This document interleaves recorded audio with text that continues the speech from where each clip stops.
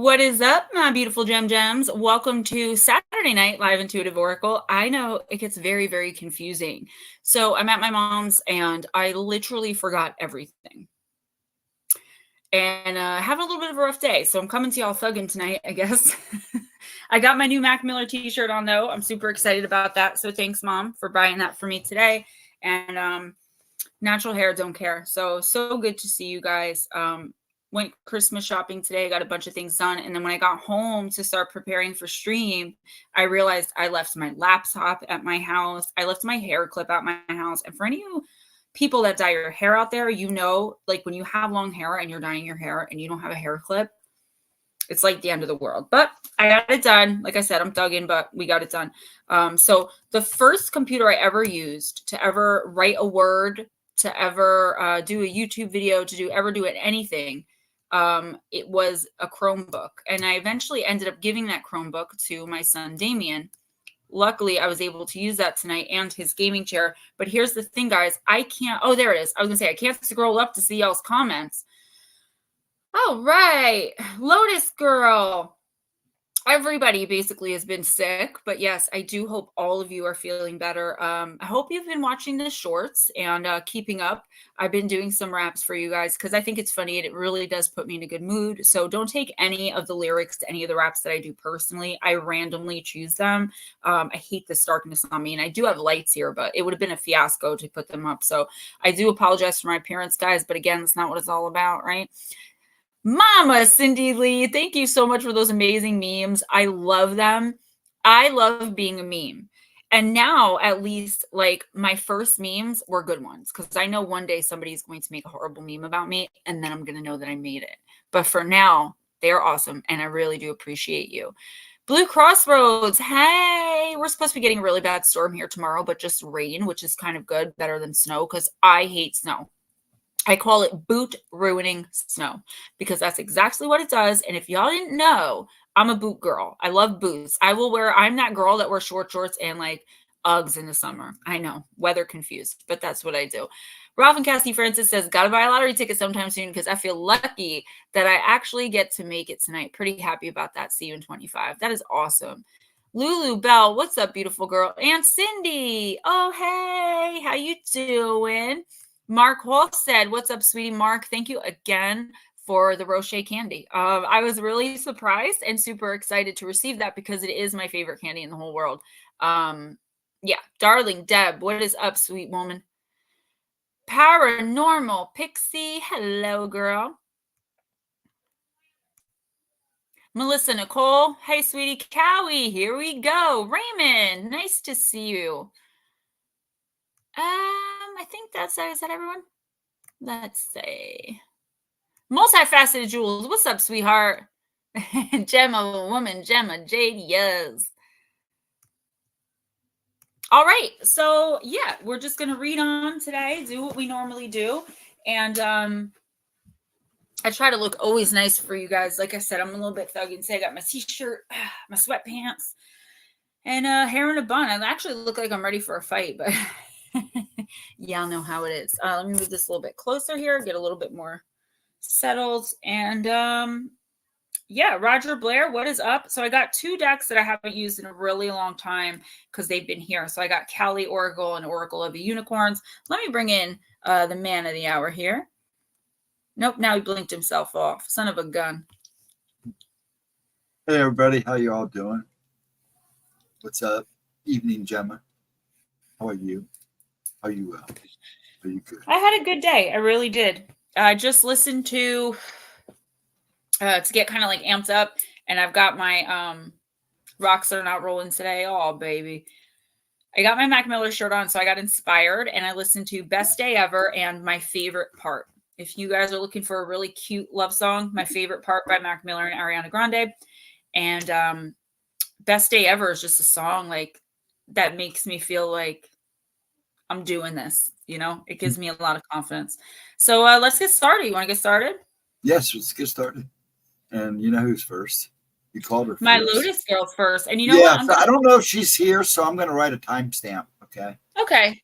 Casey said, don't worry about a timestamp for her tonight. She's another one who's been really sick, dealing with a lot of medical issues. So We just have to lift each other up, gemstones. When I was doing too well mentally a few weeks back, I put in the community tab that I needed you guys to send me love, light, prayers, peace, lift me up, whatever it is that you guys do. And I said it on Facebook too. And within 2 days, I was better. Normally it takes me about 2 months to pull out of something like that. And I know it was because of you guys. And like, I'm tearing up because it's amazing to have such beautiful, incredible, light-hearted people who are willing to share that light. And we need to do that in this community because a lot of us are hurting physically, mentally, emotionally, spiritually struggling. And, you know, we've got to do that. So, all right, guys, Miss Lotus Girl, I am using the Kali Oracle, which I have not used in probably over a year. So it's a very powerful deck. The energy of this deck is really powerful and amazing. Lulu Bell, I love the little ghost dragon emojis. I got my dragon tie on. You just can't see it. You always look so handsome. I look like a thug. Tromo Nagmo, card number 6. Well, here, I'll help you, and you can be my enforcer, okay? You have better lighting than me. I'm just annoyed about my lights. That's all I care about. And you know, the thing is, all I have is a little light over here, and then the light that's in the camera. That's all there is. I have the above because my pro lights are in the attic here, and I just forgot all about them. Not that I would have a place to put them because I'm like facing my mother's gigantic California king size bed right now. So they're anyway. So last week in Oracle, I was jokingly rapping the Eminem song "Soldier," and you guys were like, "Do that in a short." So I did it for y'all. So if you go and check that out, it was actually pretty funny. I have fun doing them, man. I really do. It's just me getting to be me. I did Britney Spears "Stronger." I did Roman's Revenge with Nicki Minaj and Eminem. I did Nicki Minaj "Bottoms Up." I did so many. I did Blank Space by Taylor Swift. I did Heartless by Kanye West. I did Same Old Love by Selena Gomez, Summer by Lana Del Rey, and I Used to Be Young by Miley Cyrus. Those are just some of the songs that I did. All right, Lotus Girl. She arises instinctively responding to a severe threat to your well-being, freedom, and sacred fulfillment. Look at that nastiness. Her fierce form causes the impure to tremble and the pure of heart to move closer. She's ferocious in her against injustice. Dispense with thoughts of vengeance. Pray for mercy for all beings, especially those trapped in patterns of consciousness harmful towards themselves and others. Open your heart to her heart and allow her to attend to all manner of karma while you remain true to your higher self. Kali is so responsive to those in need of her that she will manifest in unlimited forms to provide the necessary protection. Her fiercest forms manifest to support us in confronting powerful darkness within ourselves, others, and our world. In Tibetan Buddhism, a Dakini or sky dancer is a feminine spiritual being offering guidance and protection. The Dakini, known as Troma Nagmo and also as Krotakali, is a fiercely protective divine feminine being upon whom we can meditate. As we place our focus upon her, we enter into her being for sanctuary. So allow any or aversion that arises as you contemplate her to rise and then fall away. This is how contemplation upon this sacred being comes an act of spiritual cleansing and psychological release. As the aversion dissipates, our sanctuary with her is activated from a pure, trusting heart, deflecting unwanted negative energies and psychic contaminants. If you have felt as though the way forward in any manner of concern has been barred, her spiritual intervention is imminent. No obstacle can withstand her will. No suffering can continue in her presence. Her ways are exceptional and expedient, precise and effective. Liberation and enlightenment, empowerment are always the results of her activity. When a boundary needs to be set, it is not time to play nice, nor to pacify people or circumstances attempting to exploit your good nature. Troma Nagmo shall not stand for such disrespect, and trying to keep the peace by cultivating behaviors that are not self-honoring will backfire. Authenticity with compassionate detachment is the only way forward now. Trust in her more than you trust in your doubts or fears. She has the power to bring about what... This was a really long... It's probably why I don't usually use this deck, because it was a long reading. What does this say, Lotus Girl, though? 100% for a PJ party. Absolutely. I was just down for it tonight. So what this is saying is there is a lot of pent up, whether you realize it or not, anger, aggression, bitterness. And it's not that you're acting on this, like you're not being vengeful or spiteful, but it is brewing. Like it's building up. Like I'm a good person. Sorry guys, I do XYZ. Why, why can't people just leave me alone? Why does this have to keep happening to me? And what's his name? Her name, Troma Nagmo. I have an invocation for her to really bring her in through meditation. I can text it to you Monday if you want it, Lotus, let me know. But what this is saying is you have to release all of that. So if you're unaware of it, how can you release it, right? I feel like it's just maybe, I know you pray. So praying for the main catalyst in your life that is causing a lot of the distress and a lot of the bitterness. Also, I feel as though what this card is saying is you're almost there. You're almost there to where, and I keep telling you this too, even with like the personal readings, Tennille, you're almost to a point where the lessons are going to start like clicking, because you've been learning and learning and learning. And I feel like this has been going on for years, just like one thing after another. And that's for so many people, but Lotus, specifically for you. I feel as though with January, February energy coming in, it's not that everything's going to be okay suddenly, but you're suddenly going to start understanding the lessons. And I feel like you may think now that you've learned a lot of them, but you have no idea how it's going to hit you in the next few weeks. So don't act on vengeance. Don't be spiteful. What's necessary is for you to simply detach, remove yourself from a situation as best you can. If the person keeps coming for you, do everything you can to stay in your space of light and not respect yourself by acting so out of character. What do I call that? Letting someone take you outside of yourself. I feel like there's a real risk for that towards the end of the month here. Maybe not in the next 2 weeks, but like towards the end of the month, it's just all going to boil over. How you respond to that overboil is how your life is going to change for the better, or more lessons are going to have to come in for the new year. You ready for the next? Yes, sir. Okay, next is Cindy Lee.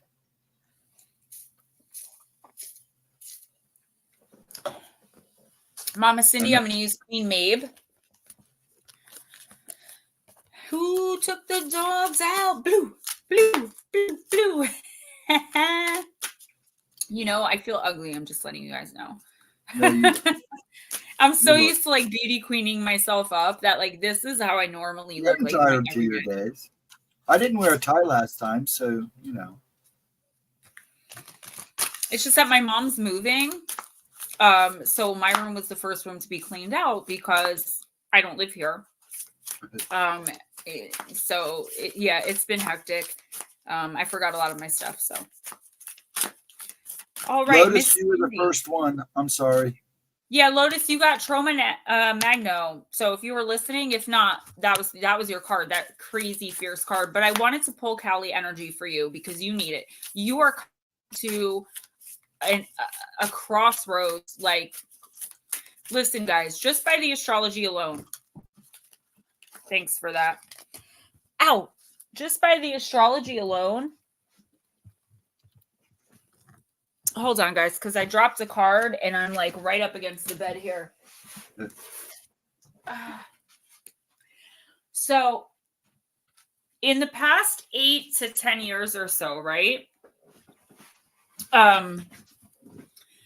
There's been something going on with the astrology where, thank you guys. Pisces specifically have been going through absolute hell. Everybody has, but like just based on the astrology, it's been Pisces. But now Pisces, which luckily for y'all, for me, that's what I am. I'm a Pisces sun. We've come out of it and we're still dealing with our stuff, but this is our glow up, boss up time in the next 4 or 5 years. You guys are all, if you're not a Pisces sun, I think moons and risings to a lesser extent. If you're not Pisces, sun, moon, or rising, you're coming in crap we had to deal with for the last 8 years. So if you have a friend that's a Pisces and they're willing to lend you some energy, take it, because we've been through what you guys are about to start going through, all of you. And remember, guys, when I do the shorts, I've been trying to remember to say it. Watch your sun, your moon, and your rising. I'm telling you, the moon is like the lesser extent of like a side plot in your life that's playing out. And your ascendant is just like more information about the main plot, right? So I'm a Pisces sun, Libra moon, Aries rising. So Libra is like something completely different going on to a lesser extent, like in the background. Aries and Pisces are what's happening straight up. Yeah, Raymond, we are coming into glow up energy. Yeah, if that's what I'm saying. Like, so all those struggles when you felt like you just couldn't take anymore, like how much more can I take?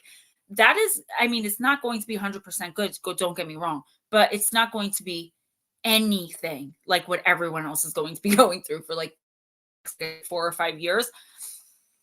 All right, Miss Cindy, the Sacred Radiance, card number 4. These cards are so beautiful. I love this deck. I love every deck, but own your power, claim your role, shine your light. You are now being called to step into a divinely appointed role, not a part you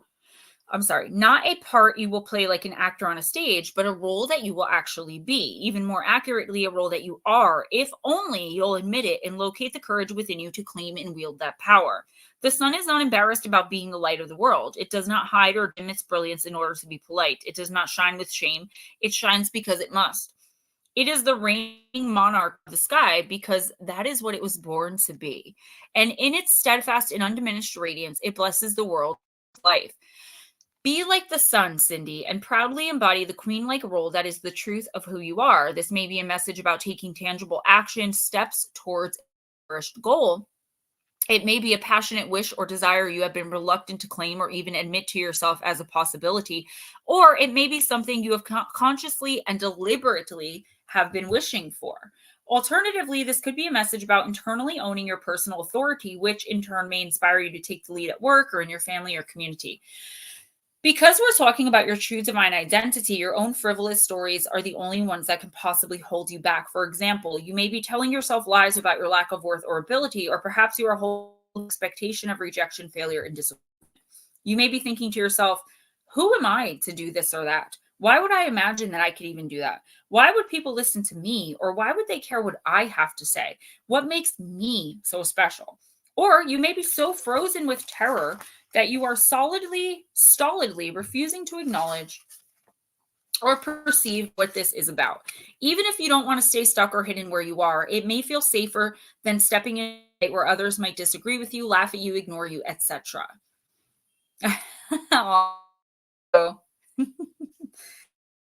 You do have a choice in this matter, Cindy. At the same time, be mindful that, like fire, the power that wants to flow through you can be destructive if not consciously wielded. Ignoring or denying it is not in your best interests. Rather than letting it consume you, take possession of this power and direct it decisively. Waste time no longer. Claim your identity and bestow upon the world its promised queen. Yeah, there is. Cindy, this is big. Like, this is big energy. I'm sure you understood that from what I was saying there. But what the universe is saying to you, especially in the next week or two, you have got to step into your own shoes. Okay. You have to fill your own role in your life. It's like you are allowing other people, whether you want to admit it or not, deep down inside, like people are taking advantage of you, or even if they're not doing it purposely, you're giving way too much. And it's getting to the point where, kind of what I said to Lotus Girl, where like you're going to start getting bitter and you're going to start losing who you are in this because you are not enforcing your boundaries. I did a short on this. Stop being polite about your boundaries. Your boundaries are not put there to offend, hurt, or harm others. They're put there to protect you. Okay? And that's what I think a lot of people have to understand. Cindy, in the next week or two, do me a favor. Try expressing or enforcing one small boundary. Okay? Here's the deal. You'll learn who's supposed to be in your life and who isn't when you start enforcing boundaries, because narcissists and takers are immediately not going to want to deal with you anymore because they're going to know that they can't take advantage, that they're not just going to get what they want like that. They're going to have to actually put effort and work in. If you guys didn't see the short, I'll tell you real quick what I said. I said that the price of admission into a club is $10. What do you do if you want to get in? You pay the $10. Set your admission price. how much is it going to cost? Not financially, well, maybe financially, but for people to have access to you, right? Loyalty, respect, truthful, honesty. They're either going to pay that, show those qualities, or they're going to F off. Either way, you're winning. You're not losing out because this is a person who doesn't care enough to put the effort in. You need to find in your life in the next 2 weeks, especially, there's something happening here where you have to find out who is willing to put in the effort for you. You're doing the absolute most for everybody, but who's doing the least for you? No judgment or indictment, girl, because that card could have easily been mine. Okay, next is Blue Crossroads. Blue, blue, blue, blue. I'm going to use Deep, Dark, and Dangerous. Right? Rainbow 2 drink minimum. That's what I'm saying. I ask for very basic things in relationships: honesty, loyalty, respect. And those are things I'm willing to give. But if you betray my trust, then it becomes that trust is something you earn. See, I used to just trust people until they give me a reason not to, right? Why wouldn't we do that? No. No. Trust is something you earn. Okay? We don't have to be kind about our boundaries. I feel like trusting everyone until they give you a reason not to is giving way too much power to the other person to be able to hurt you. Aunt Cindy, I said hi. Oh, guys, speaking of Aunt Sin, if you guys want a reading and you have to leave early, let me know. Any of you guys, all right? Ralph, I'm so happy to see you. I'm so happy to see all you guys. I love this stream. Aunt Cindy, I miss you. All right, Blue Crossroads, let's see what's going on, babe.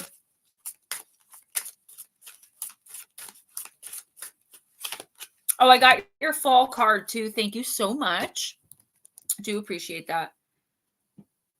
Darling Deb. I've been keeping track as best I can of who's gifting memberships too. Some of you guys are going to receive small Yule boxes with maybe a spray and oil roller. Everyone whose address I have, I'm sorry, Blue Crossroads, to do this, but it's important. Raymond, me too. It's rock bottom. This is really important. So I just bought between 60 and 70 Christmas cards, and I have like 20 at home.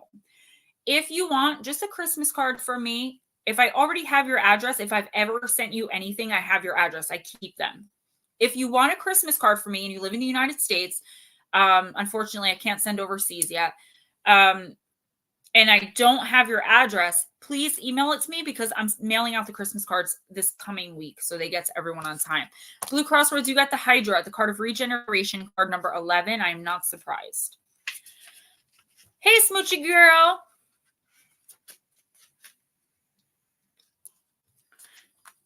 My members, I hope you guys enjoyed Friday's video. I read from my new unreleased book. Oh, Miss Cindy, you don't know, like, they brighten my day so much. They really do. They make me feel really special. I know that sounds kind of weird, but they do. I love them. Oh, Smoochie, we love you too. Blue Crossroads, deal with the issue now. Do not allow it to become more complex or worse, and reject all gossip. Look for the source of a problem. Go to the beginning to understand the motive. The Hydra of Lerna is a legendary creature whose legacy is recognized today. This infamous multi-headed water serpent's name and powers of regeneration are used in popular culture and in common sayings. To cut something off at the head, or if you don't cut things off at the head quick enough, two will take its place. Both of these sayings are from the myths of Hydra. In the second of his 12 labors, Heracles was charged by King Eurystheus under the goddess Hera's control to kill the Hydra. Killing the Hydra would not be easy. The Hydra possessed a breath that was a deadly poison. Its odor could knock someone unconscious. And of course, the 6 heads with lethal power could dismember and eat you. If that wasn't enough, if you cut off one of the heads, at least 2 would grow in its place. Thank you, Miss Pixie. Blue Crossroads, it may be more complicated on iPads. I believe KC had that issue too, and we had to help her out with that. Heracles covered his face tightly with cloth and his lion skin. After I read this, I gotta tell you guys a funny story. To stop the poison and fumes, entering his lungs, and shot a flaming arrow to the lair of the monster. He was armed with a long, sharp sickle and his club. The monster appeared, and he cut one head off. Immediately, of course, two grew in its place. Not exactly a great start for our hero. Heracles had his nephew Iolaus with him, and the young man witnessed in horror the regeneration of the Hydra's head. He had an idea, though, as to how the Hydra's regrowth might be stopped. An idea possibly planted by Athena, who loves heroes. Iolaus took a flaming torch and told Heracles that if he cut off the head, he would quickly cauterize the stump with the flames. Perhaps this would work for them. So with great force, Heracles cut off a head, and Iolaus used the torch, flames rising from the Hydra's body. It seemed to be working, and then Hera, realizing that perhaps the two heroes would be triumphant, sent a giant crab to attack them. Heracles swung his club and smashed its shell and stepped heavily upon it, neutralizing it. Soon there was only one head left, and with the golden sword gifted to him by Athena, Heracles swung hard and removed the last Hydra head. He placed the head still alive between two huge rocks on the sacred way between Lerna and Elias. There he collected some of the Hydra's poisonous blood to use as a weapon in the future.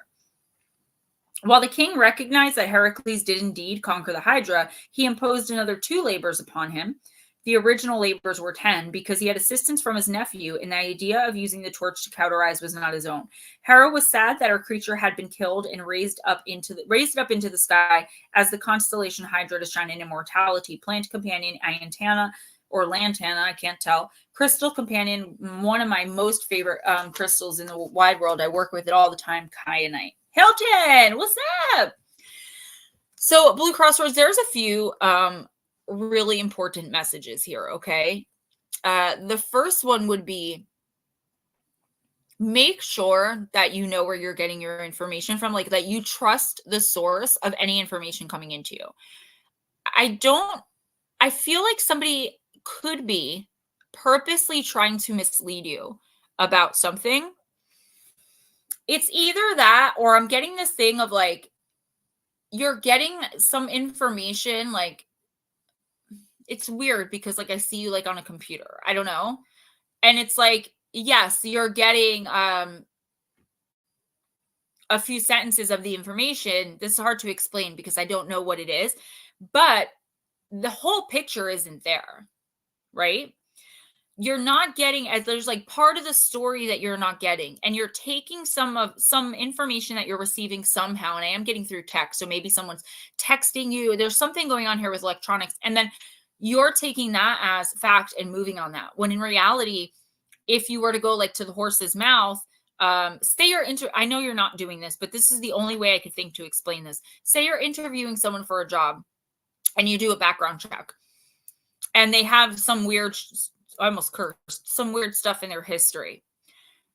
You may decide like, okay, not dealing with that, I'm going to move on. But they might still be the best person for the job. It's just you need to talk to them and find out what happened there. Does that make sense to you?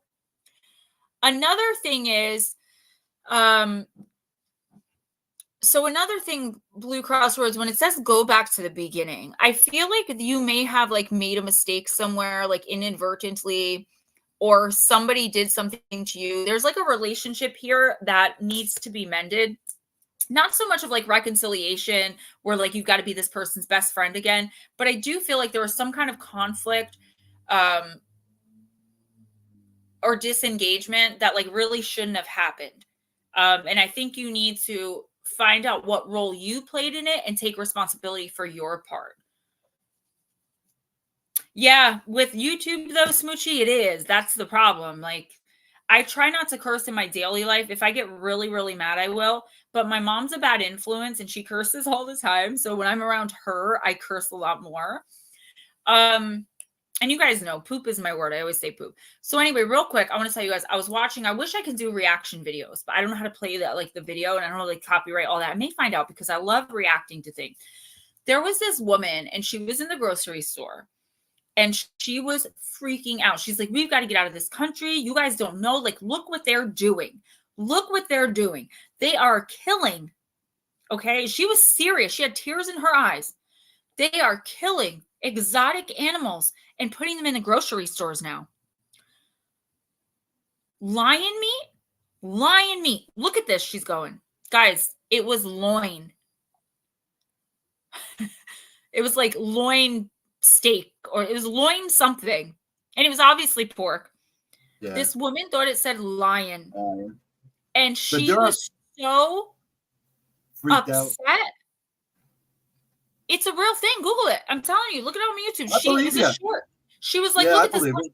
Like, why wouldn't you look at that a couple times first and see, like, Before you maybe did something. I can see how you look at it and think it's lion, but obviously you think that doesn't make sense. And you look at it and it says loin. She was panicked, wanting to like leave the country. She's like, the government is, and I couldn't help but laugh. So I would like to do like the try not to laugh challenges. I think those are really funny. I laugh every time. Miss Shelley. Okay. I've actually seen Chinese places in Patterson get closed down because of cat issues. I'm not even being funny. Like, a lot of them in Patterson do. Patterson has a really bad stray cat issue. Like, really. Like, I used to feed about 25 cats every day. I would put cat food out and all the strays would just come. They have a bad, I would try to cage them and bring them to get fixed and then release them back out. I mean, I couldn't take them in, but the least I can do, but I maybe did that with 5 cats out of like 2,000 cats. There's a stray cat problem in Patterson. All right, who's next? Yeah, Blue Crossroads. You know what? I'm sorry, Stephen. This is always a possibility, guys. That was a really great question. He said, could that be someone I know who's not getting the right information about me? Because that's something that's going on right now. It's all sounding just like that, and the person is not getting the actual story. Yes, that is always a possibility, guys. It doesn't happen often. There's only one team, Patterson girl. It doesn't happen often, but it could be the energy of the person you're dealing with, the stuff that I'm saying. So a lot of people will cross watch when they watch afterwards, which means they're watching like for another person. They're coming in here with the intention of, I want to know what's going on with so-and-so. And they listen, and whatever they take for, that's what's going on with so-and-so. Do you know what I'm saying? So that could definitely be the other person's energy, but it's something you have to take,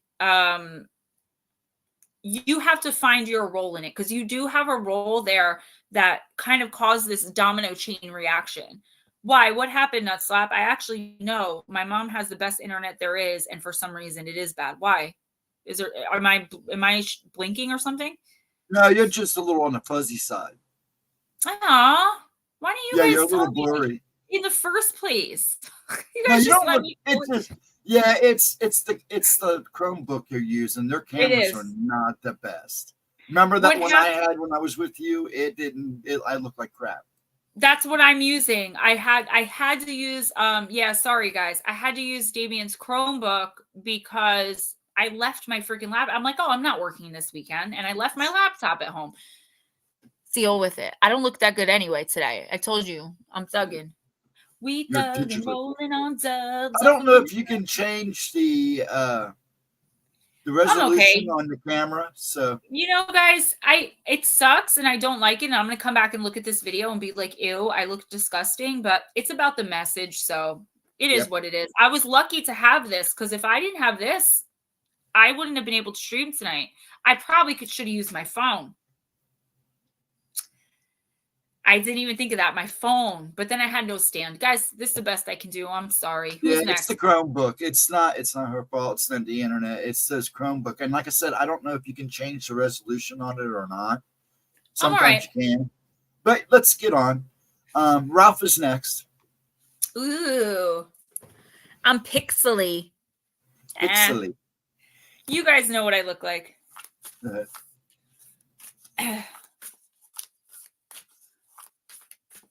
Blue Crossroads, yeah, I would definitely reach out and just, it's always okay to explain yourself, right? If the other person's going to be a jerk about it, that's on them. You can only do what you can do. If that's actually happening, then absolutely. Like, explain yourself, explain what's going on. It probably will make the situation better, because if you have someone getting wrong information about you, that person's going to be looking at you sideways for no reason. And that's not fair to you if you didn't do anything. Do you know what I'm saying? Definitely reach out. Paranormal Highway, what's up?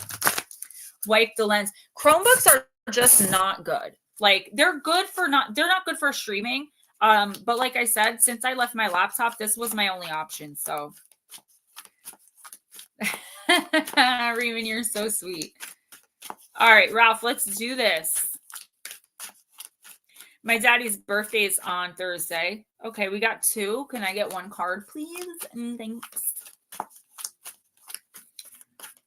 Yeah, my hair isn't pink. This is my real hair. I would definitely figure that out, Blue Cross Rose, because you know, you don't want someone thinking that. I know for me, like, I would want to be like, hey, listen, you definitely have the wrong impression idea. If you want to believe it, that's fine, but I think you should hear my side. If the other person doesn't listen, honey, then that's on them. You did everything you can do. But you absolutely have the right to explain yourself and defend yourself. You know what I'm saying? That's what I would do. And the universe seems to want you to do that by bringing that card out.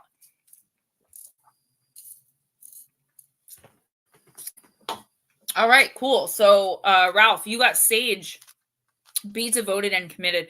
I feel very connected. I'm not going to lie, Blue Crossroads, to that reading. I don't know if that's, you know, you can always hit me up. I know sometimes I am impossible. I am impossible. Like poor Mark, I've had a text from him for an entire week. I read it several times and I have not found a single spare second to respond to the poor guy. Do you know what I'm saying? All right. And Mark, I do apologize for that. I have them and I was thinking about my response and it's been insane. And what happens, guys, is when it gets too crazy like that, my spare minutes that I do have, I crawl into a ball. Like I was an addict. I don't have a lot of coping skills. So when things start getting hard for me, that's when you guys will see me withdraw more. Do you know what I'm saying? Like where I won't respond to texts as much. It's never a personal thing because I've gotten to the point in my life where if I have a problem with you, I'll tell you immediately. Smoochie, just keep an image of me in my beautiful orange wig in your head. All right, Sage Ralph. I am. You know what, Mark? You're right. We're all here.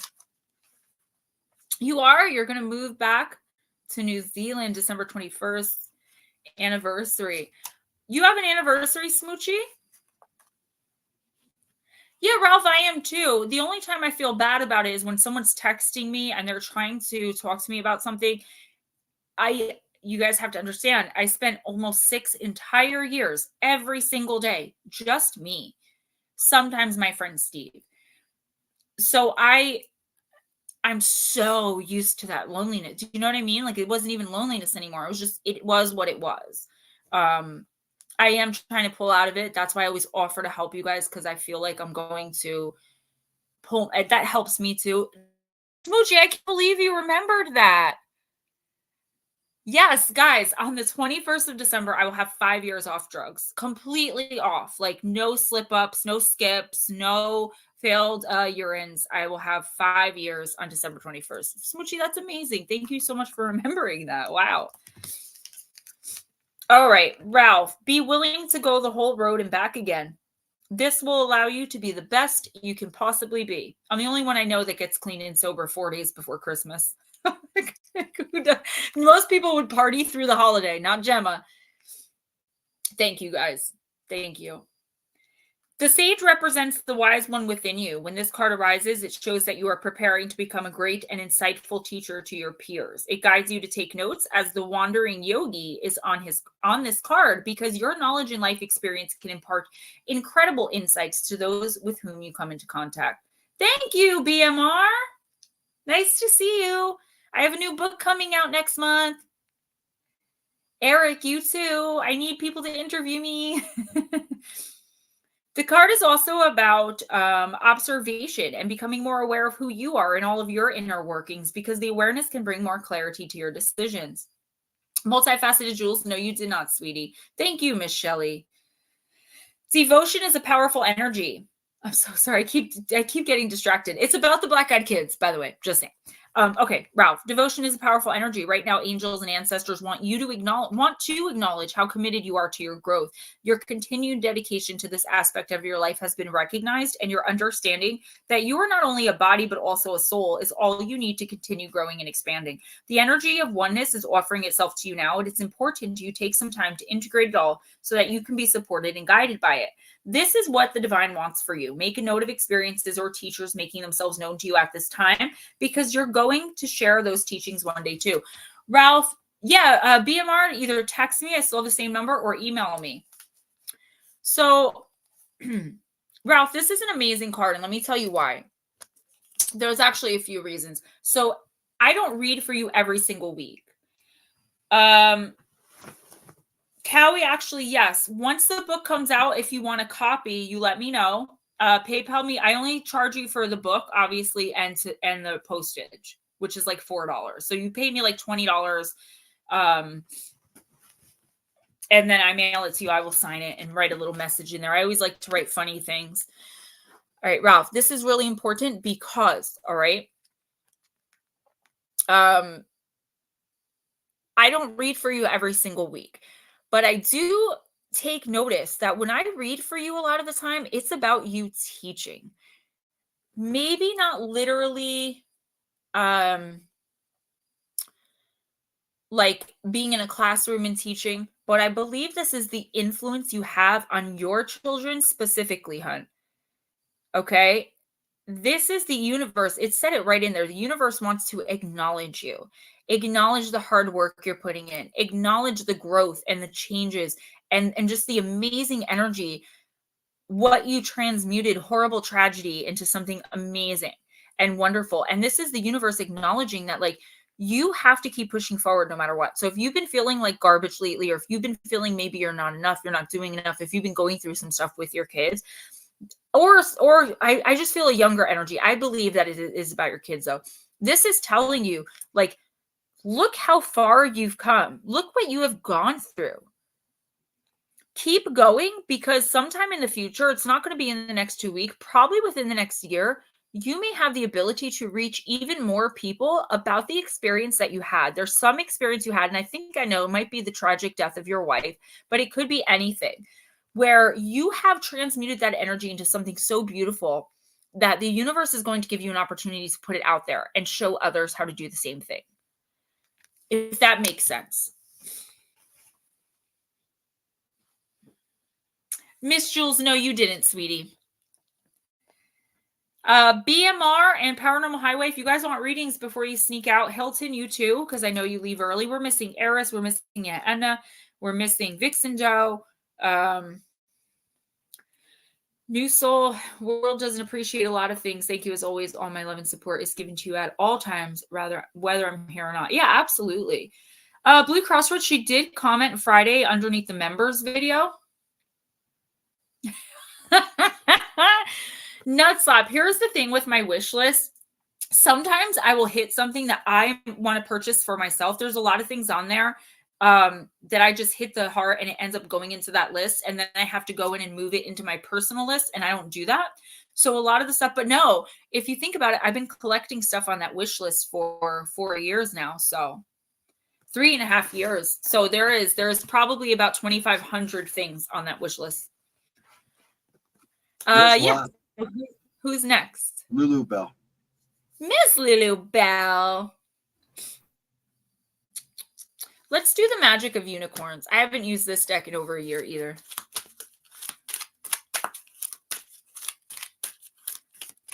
Yeah, Blue Crossroads, she's all right. Hopefully she'll stop in. She did comment, like I said, Friday on the members video. She was like, you look so beautiful. And I told her we had Oracle tonight. So hopefully she can just pop in.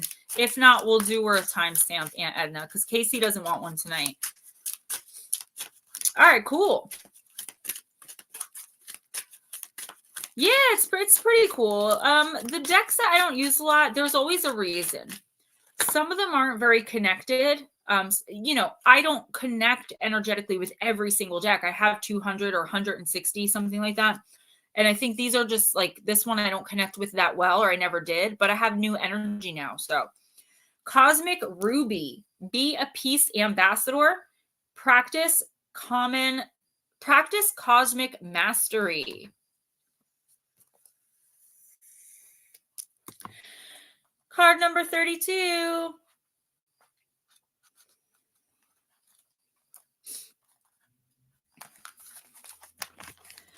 This is the card of peace and wisdom. So your unicorn is inviting you to be a peace ambassador. Archangel Uriel is in charge of the development of the solar plexus chakra. His powerful cosmic rubies radiate red for action, gold for wisdom, and the beautiful blue of peace.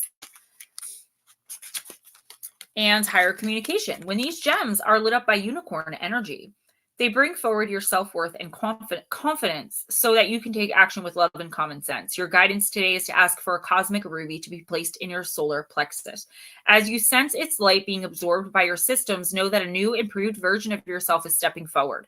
Your guidance then is to practice being wise and calm. Your unicorn will be with you as you communicate serenely and diplomatically with everyone. Look for peaceful solutions to all the challenges that are presented to you and trust that you will be guided to find a good way forward.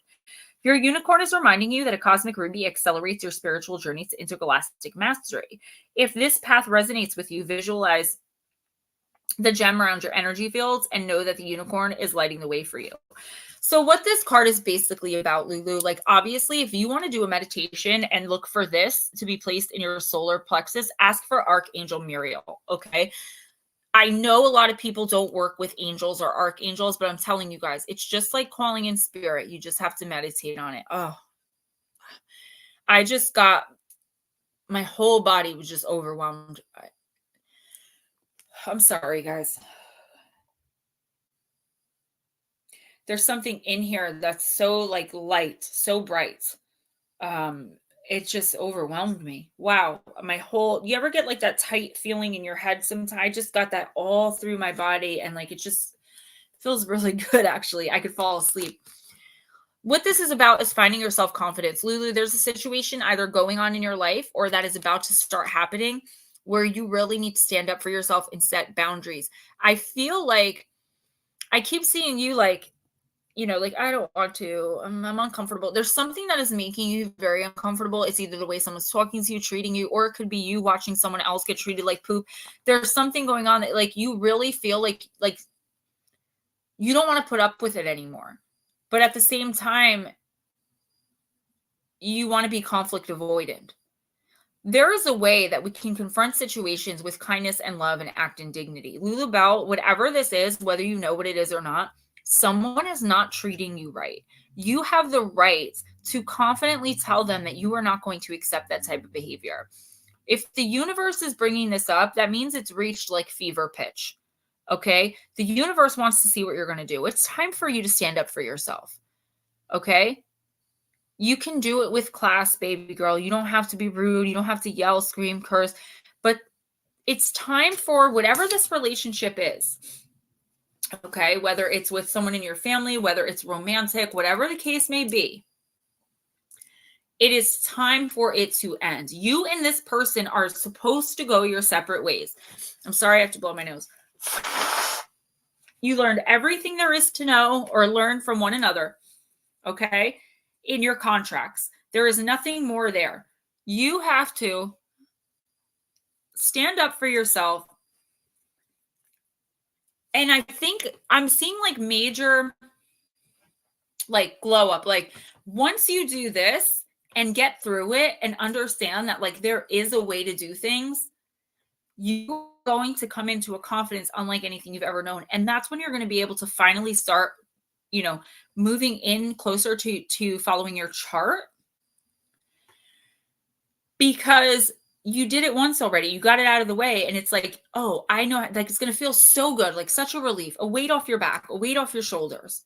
But until you do this, you are not even close to getting on your contracted path. This person is holding you back energetically and spiritually. Good. I'm glad you know. Oh, Jesus. Blue Cross Rose will please keep us posted.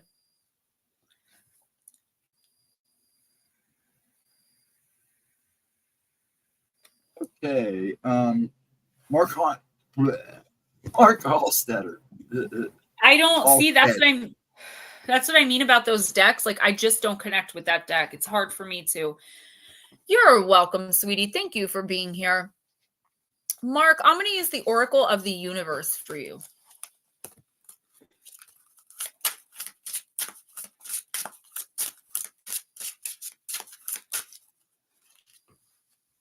Yeah, Lulu, this person really does need to go. If the universe is bringing it to your attention, it's not a good thing. And it's only going to get worse. Thank you, Mark.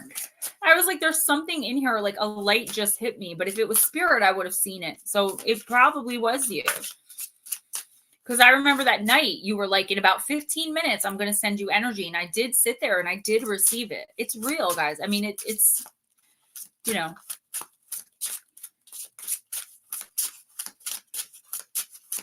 February, my husband and I are going to a haunted bed and breakfast. We're staying in the most haunted room.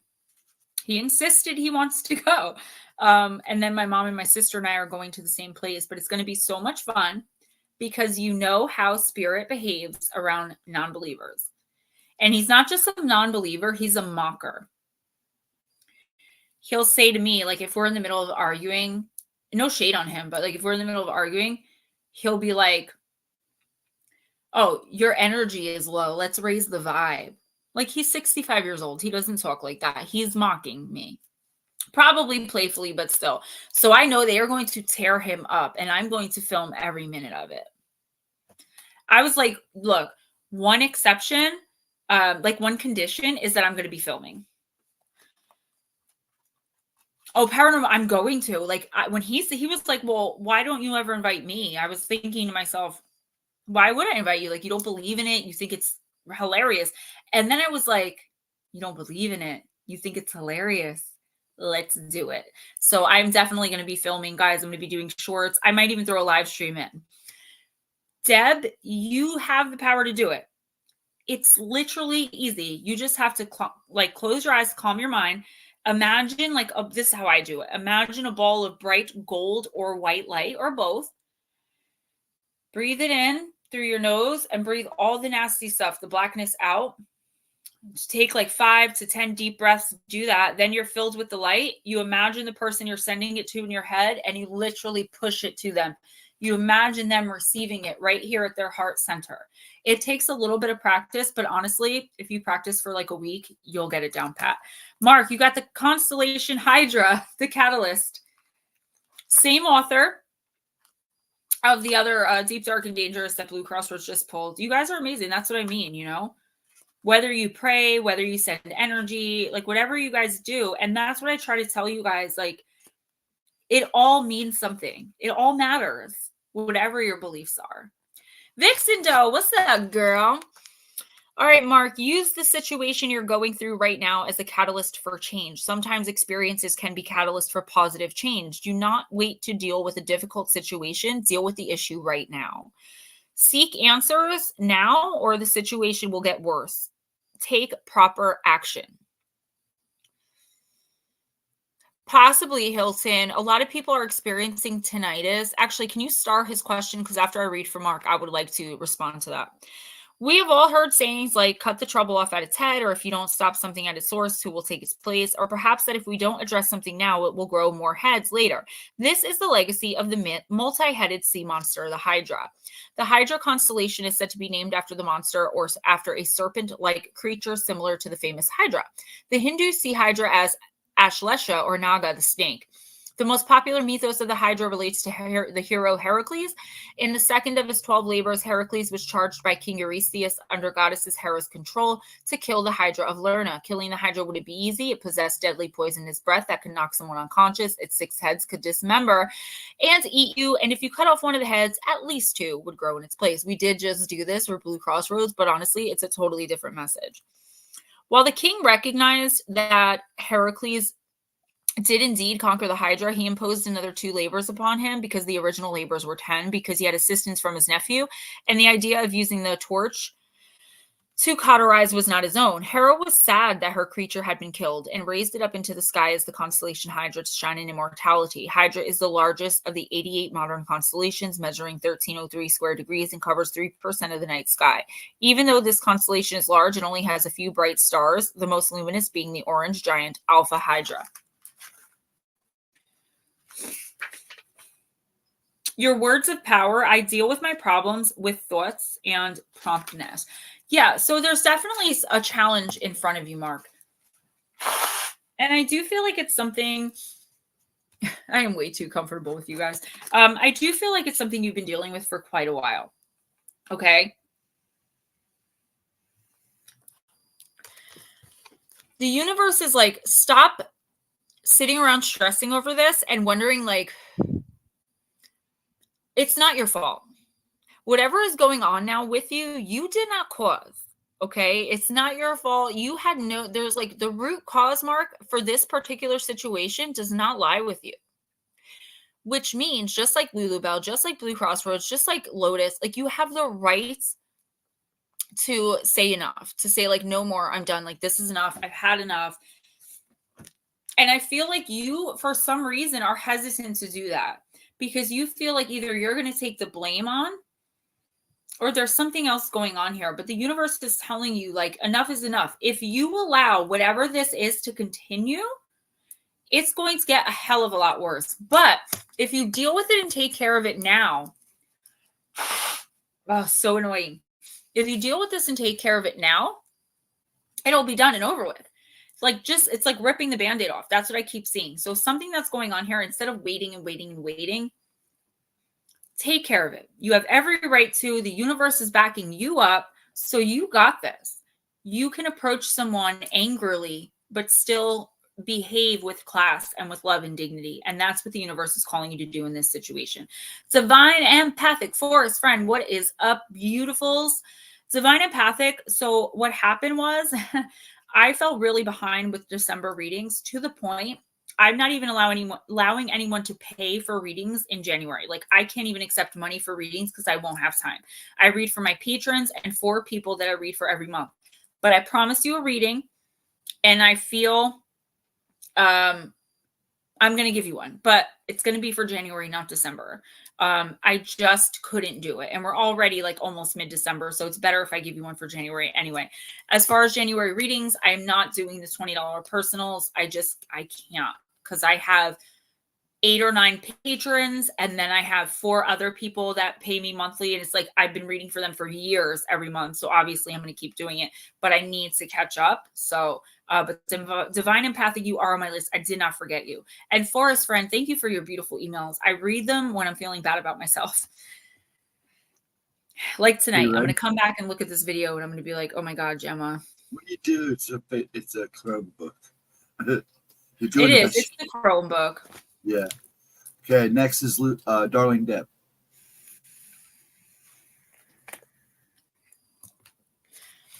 My beautiful darling Deb, can I tell you, when we did that video call, you are just adorable. Your energy is childlike in a good way, not in a bad way. I was like, you may not think that you know how to send light out, but you yourself are the light. When we did that call and I was helping you with that thing, it's like you gave me, I was just happy for the rest of the day. Your energy was so bright and beautiful. Yeah, and I think you don't realize that. A lot of us don't realize how amazing and how special we are. You know, I have extreme self-confidence issues, and sometimes I overcompensate, like with my wigs and my fancy clothes. Like that's just me being me. But, you know, I get insecure, terribly insecure. And I have abandonment issues. So when I meet other people that I see are so beautiful and bright and they don't even know it, like you have to tell people that. You have to tell people how they make you feel, how they feel. Good. I'm glad. All right, Miss Deb. Ooh, girl. You got the card of Rebellion. Card number 33. A lot of 3s coming out tonight, guys, and a lot of doubles. 11, 22, 33. Upstart, Tumult, and Revolution. The vampires speak. Oh my God. You are so sweet. You guys overwhelm me sometimes in the best possible way. You really do. Multifaceted Jules, what's their name, sweetie? I think I missed it. Miss Lara, 33, too. There's about you an established order. There's about you a power that says things must be done in a particular way, that the order is rightful and must be maintained. The freedom to question is being refused and is considered to be offensive. The right to speak up, even respectfully, is being restrained. Those who find a new way to approach old problems are considered dangerous. And for a time now, you have kept silent. But there's a different way, many different ways of approaching the same questions. You guys see a pattern forming here? Instead of each person having the right to approach the questions in a way that's true to them, you're being asked not to think, not to feel, but simply to follow. And you are tired of following when this following is taking you no closer to the adventures and solutions you want to discover. But it's hard to be the one to speak up. It's challenging to be the one to say there may be another way. For to do so in your place right now is to become a rebel. This sounds romantic, but trust me, it's not. It's a hard path to walk, yet it's the one you are being asked to set off on. And in doing so, you may find others wish to make you a new leader and a new keeper of laws and orders. But for you, Lulu Bell, look it up. Each number does have a particular meaning. I see 1, 2, 3, 4 everywhere, not just on the clock, like everywhere. I see this. I get it on receipts. Things are coming to 1234. I see it on license plates. Like, it's insane. Deb, but for you, this is a personal journey and you don't want to influence any other to do anything, but to know that following their own path and finding their own way may be best for them. It's their choice. What lies before you, Deb, is a fork in the road, which you will take not to be defiant or to create dissonance. You follow it because it's the path of your heart. And you'll be called rebel, you'll be called difficult, and you will be told that you are too willful or even egotistic. But you're not. You need to do this with you need not do this with fanfare and great noise. You simply take that turn the others do not, and you begin to walk alone. It's lonely, but false camaraderie or conformity you leave behind frees you and offers you true moments of joy rather than your usual false comforts. Blessing, you're being called to follow your soul's path. It's a wonderful thing when you truly become yourself and find what you love. Curse, there will be loneliness from time to time, but you'll meet like-minded rebels upon this road. Working with this card, it's time to be truthful about who you are and what it is you wish to create in your life. You can do this. There will be more support than you can dream of when you open up and share what you felt you must keep secret. There are more like you than you know. Can I guys tell you a story? A short story that has everything to do with this. When I wanted to start a YouTube channel, I was told it was stupid, it was juvenile, it was irresponsible. You can't play dress up and expect to make a living. You will never become anything putting yourself out there like that. The most horrible things were said to me by a lot of people who didn't understand what I wanted to do. When I started my channel about addiction and recovery, YouTube flat out told me I will not be monetized. And I was trying to do this as a job, which is why you don't see those videos. I have about 25 to 30 videos on addiction and recovery, heroin in particular. I had to privatize them all. I did it anyway. And nobody understood what I was doing. Nobody cheered me on and was like, well, my mom did. My mom did. But nobody else cheered me on. Everyone else told me I was stupid. It was a scam. Deb, the reason I bring this up is because I don't know if you're aware of what it is yet or not, but there is definitely something in your life that you feel compelled to do, maybe even that you were born to do. It could be the smallest thing. Paranormal Pixie, yes. I just see your little tiny figure, so beautiful, saying, what the actual F? Those people can eat poop. It was true, though. I was bullied relentlessly by people I was close to. They just didn't get it. But now it's like, look at me now. I'm getting paper. But I feel like there is something, Deb, like my YouTube dream, right? My dream since I was 5 years old of writing a book and becoming an author and then becoming a bestseller when everyone said it was the stupidest thing in the world to put my business out there. There's something like that coming in for you. I don't know if you're aware of it or not. Oh my God, it looks so horrible. I don't know if you're aware of it or not.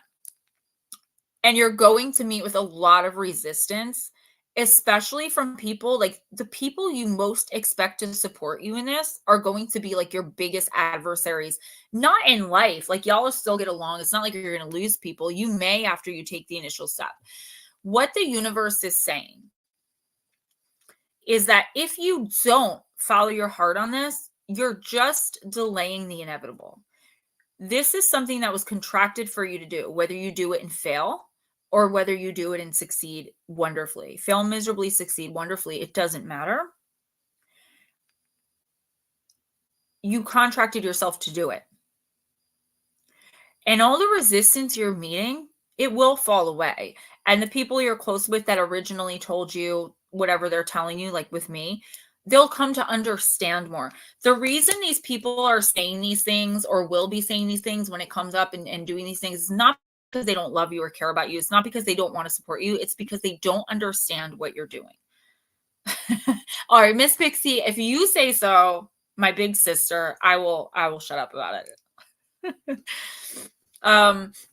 Yeah, so it's not because they don't want to support you or they don't love you. It's that they don't understand. So once you start doing this and succeeding, that's when they're going to come back and maybe apologize or maybe just not say anything at all and just start cheering you on now. Whatever this is, Deb, whether, like I said, I don't know if you already know, please, please, please go the right way at the fork in the road. Follow this dream, follow this goal, follow this ambition, because it is a major part of your soul's experience and expression as Darling Deb. Okay?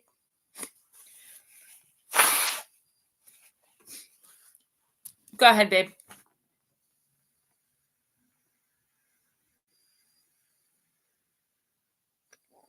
Next is Pixie. Let me tell you something. Miss Lara is the same size as my sister Carol. And I've seen her take down grown men. She's like 5 foot. It's the little ones I'm scared of, man. It's the little quiet ones you got to watch out for. But that's what I love. Like, you guys are my family. You're my community. And I never once regretted doing YouTube. Not ever. Even when I had to, somebody was trying to take my YouTube videos and try to make me look unfit as a parent, as a human being, as a person. It didn't work because this is what I'm supposed to be doing. No, I think you can be a pit bull when you want to be, though. For sure. I know I can be.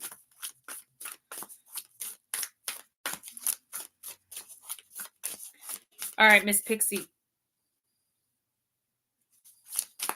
Wonderland's Oracle. Yeah, guys, don't forget, my new book on Black-Eyed Kids is coming out. What's up, Mama? No, it's okay. Somebody's on the porch. What? Somebody's on the porch. They just shine the light through the door. Okay, guys, you have to just give me a few minutes. We may have a trespasser. Guys, don't go anywhere, please. I will be right back. This is important. Stephen, keep everyone entertained, please. Yes, I will. How's everybody doing? While she goes check, make sure nothing crazy is going on. On the porch and then they shine the light through the door. Are you sure it wasn't your light? No. Interesting. Okay. Well, we'll just stay here and stay calm.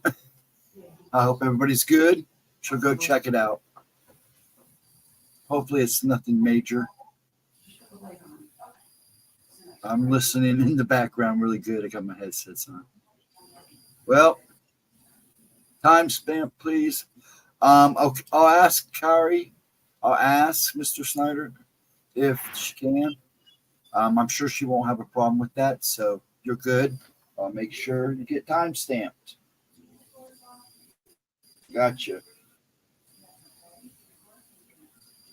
All good, sir. I'm sure she'll be more than happy to do it for you. Well, if I was there, this wouldn't be happening. May have just been a light from. I mean, they do have police officers that come over and check the church over next door. Maybe that's what it was. Is get a spotlight on or something. After this will be you, Melissa. Then after Melissa, Mr. Snyder. Actually, if you want to hang tight, you're next. You're after Melissa. I'm back, guys. I'm back. Don't worry about it. I'm back. Is it okay?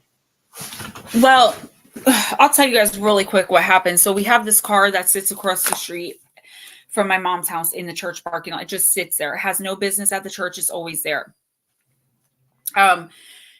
It was gone for the last 7 weeks when I wasn't here. I came back this weekend to visit. The car's there again. It's not there now, but somebody was just walking on our porch and shining a light into the door. And it's just me and my mom here alone. They're not there now. I went outside. Nobody's there. Nobody's parked across the street. It was just scary. They may have had the wrong house, or I'm sorry about that, guys. I don't want that comes first.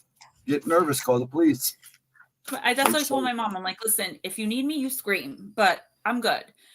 We're good. We're okay. Oh, darling Deb, we got to talk about that. And Sin, let me know if you want a reading. That's what I said to my mom. I was like, we need to at least like make that known. This car has been coming around since I moved in with my mom last October. It suddenly appeared across the street. I've seen it taking pictures of the house before, but I haven't been here for like 6 weeks since the weekend before Power Unity. And the car has not been here either until today. Yeah, that's a good idea. Aunt Cindy, we missed you. Cindy was up in the line, but I know she usually doesn't get a reading, so I didn't call her if she. And then And she then didn't show. let us know if you want a reading. Again, guys, I apologize. Miss Pixie, the caterpillar, and Alice looked at each other for some time in silence, and at last the caterpillar took the hookah out of its mouth and addressed her in a languid and sleepy voice. "Who are you?" said the caterpillar. This wasn't an encouraging opening for a conversation. Alice replied rather shyly, I hardly know, sir. Just at present, at least, I know who I was when I got up this morning, but I think I must have changed several times since then. You got this in the reverse, by the way. Lulu Bell, I don't know why I didn't think of that. I didn't even think to get the license plate. When Alice meets the caterpillar, he wants her to tell him who she is, what she is. Alice feels she can't answer as she's changing so much on her journey through Wonderland. She's unused of being so tall. It feels strange to be so small, but her indecision, sadness, and uncertainty aren't met with sympathy. Instead, the caterpillar gives her the chance to change herself to a size that she feels comfortable with. He doesn't tell her how she should feel or what size she should be, but he does offer her the keys to self-empowerment by subtly letting her know she can choose her own size with the aid of the mushroom. Anson, all right, I got you. It's rarely so easy. Empowerment cannot be instantaneously given to you. You can't decide what you want to be and immediately be that. It's a journey, Lara. On the way, you'll make errors of judgment, and it's only through the willingness to learn, experiment, try, fail, retry, and fail again that you will come to understand what must be done and to be who you wish to be. Advice on what must be done to be empowered is on offer, but if you expect it to be easy, quick, or something another person does for you, you'll soon learn the process is trickier and more arduous. Ultimately, it's far more rewarding than you could ever have thought. I just bought my mom mace, so I'm not too worried about it.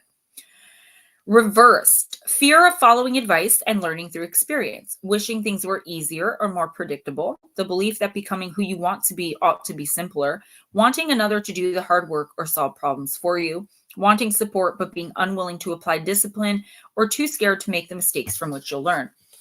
I don't believe all that's true, but Lara, I do feel like you're going through something. So this is the best thing. Oh, hey, New Englander Rhodey. This is the best thing about me being able to read for every single one of you week after week for like years, right? I get to know the patterns in your readings. And while during the week, I would never remember this. When I'm here, Spirit reminds me, your team is here. This is how you guys know. How do I remember readings week to week with all you guys and everything else going on? Because your team is here reminding me. Lara, you are going through a major spiritual shift. The problem is you don't have much support physically, like in your life. Like I said with my YouTube thing, you guys supported the hell out of me. But the people around me didn't. Even if you're doing it subconsciously, you're allowing that negative energy to affect you.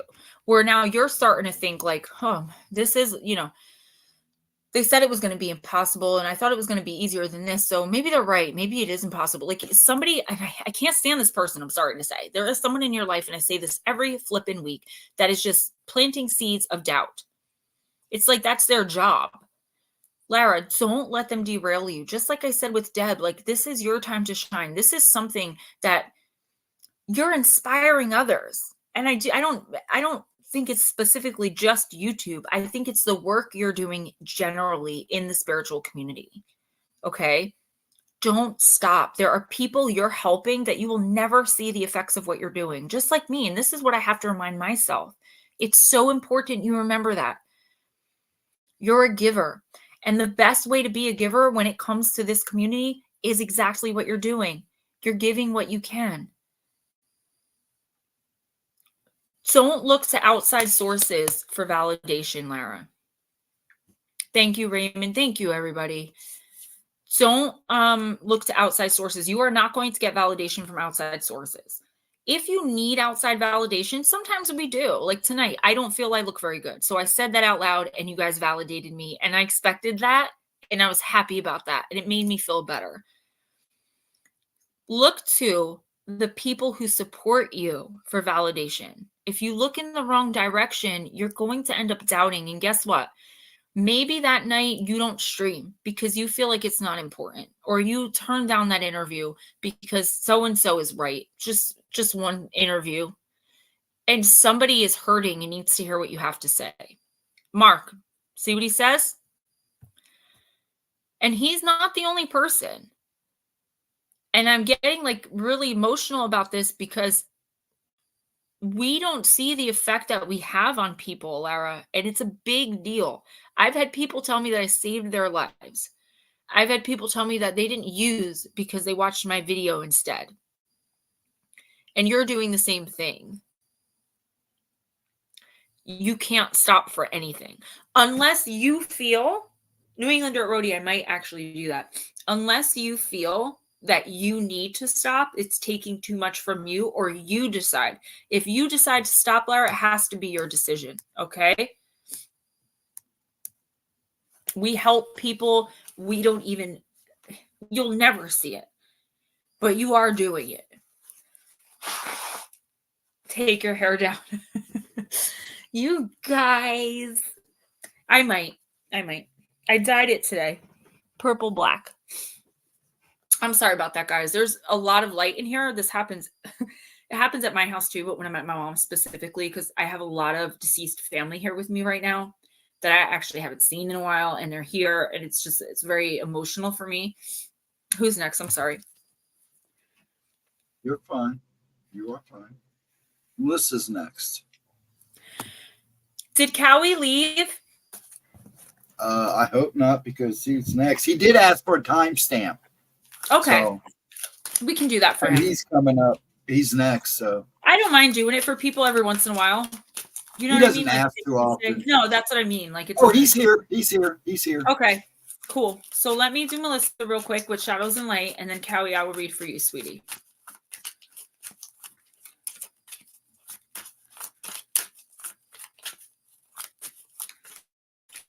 Yeah, you guys, I got hell when I started YouTube. People are like, "Are you dumb?" Like, they're just, the people are going to scam you for money. And like, I was like, well, I don't have any money. So like at the time I had nothing. I was like, whatever they're going to take.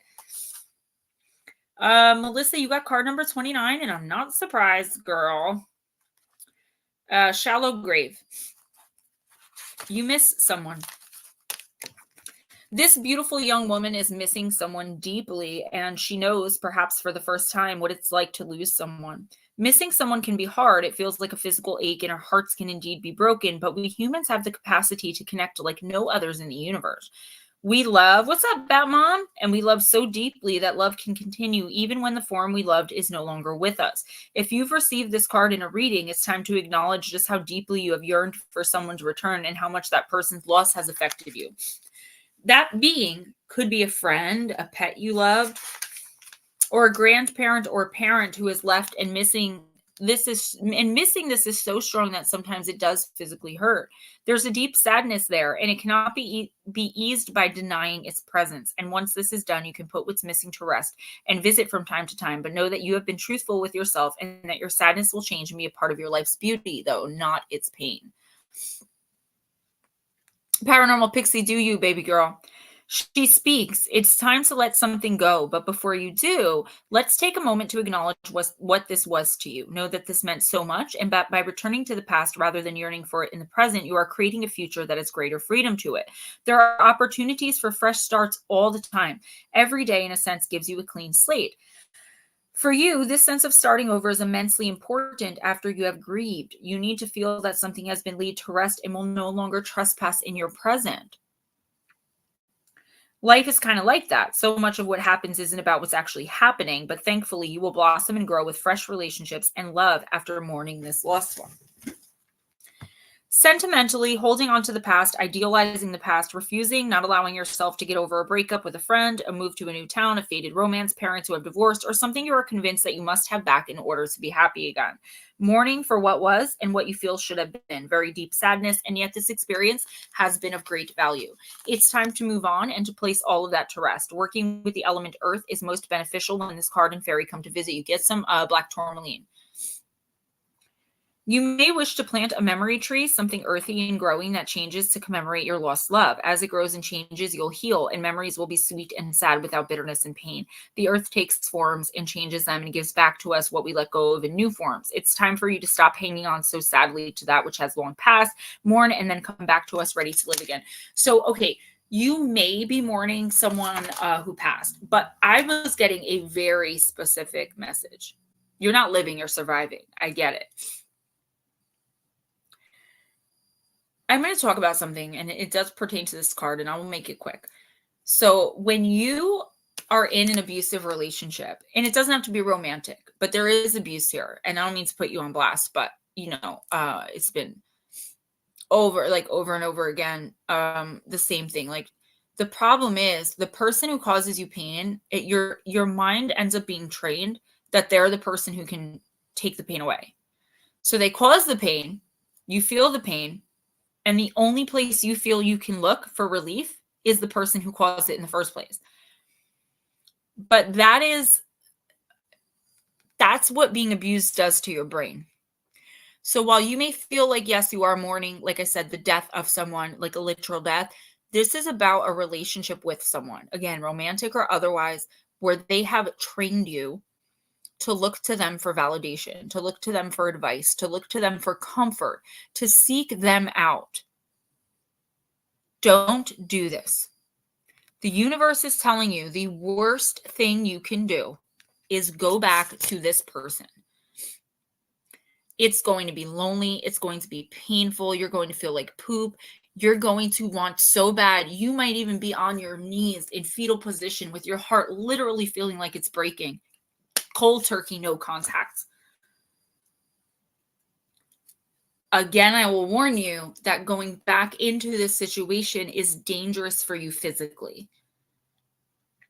I'm not saying you were physically abused. I'm just saying, like, say this is an argument with your sister. Your sister's a narcissist. You constantly have to deal with her. You live with her. Just an example. You kicked her out. She left. There's a risk of her coming back, like, in the middle of the night to beat you up while you're sleeping. Like, there's a physical violence threat here. So please cry, get it out. You have to get away. I understand, like, there's a lot of reasons people stay in abusive situations, like mainly finances are a big reason. I get it. Even if you have to emotionally detach yourself, if you're still there in that, Melissa, emotionally detach, speak only in facts, speak matter-of-factly. Do not bring emotion into it, and have receipts. If you're going to confront the person on something they did, have receipts. If you don't have those, sometimes even if you have receipts, they won't cop to it. You have to emotionally detach. You have to stop making this person your validation. They are not your savior. They are not your hero. Okay? You can do this. I was kept in a basement for 6 months.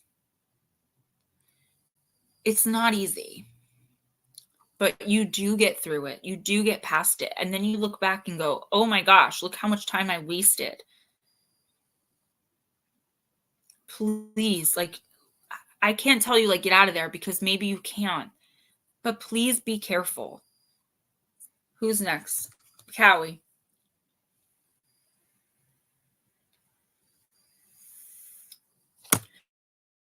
Cowie, I'm going to use Magic of You.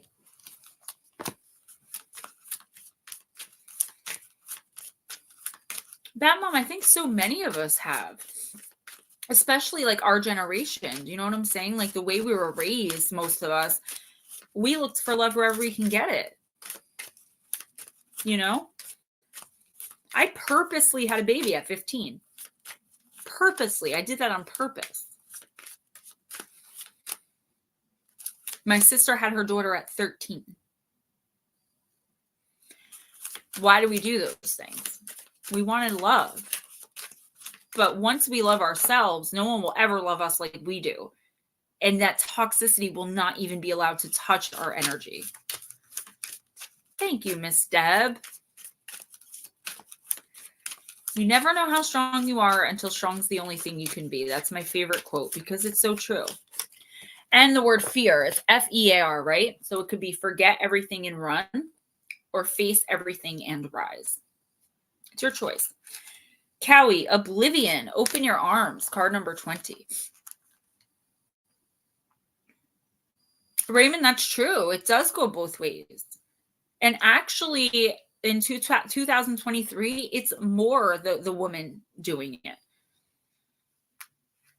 Forest friend, I got married on my 18th birthday while I was pregnant with my second kid. I get it.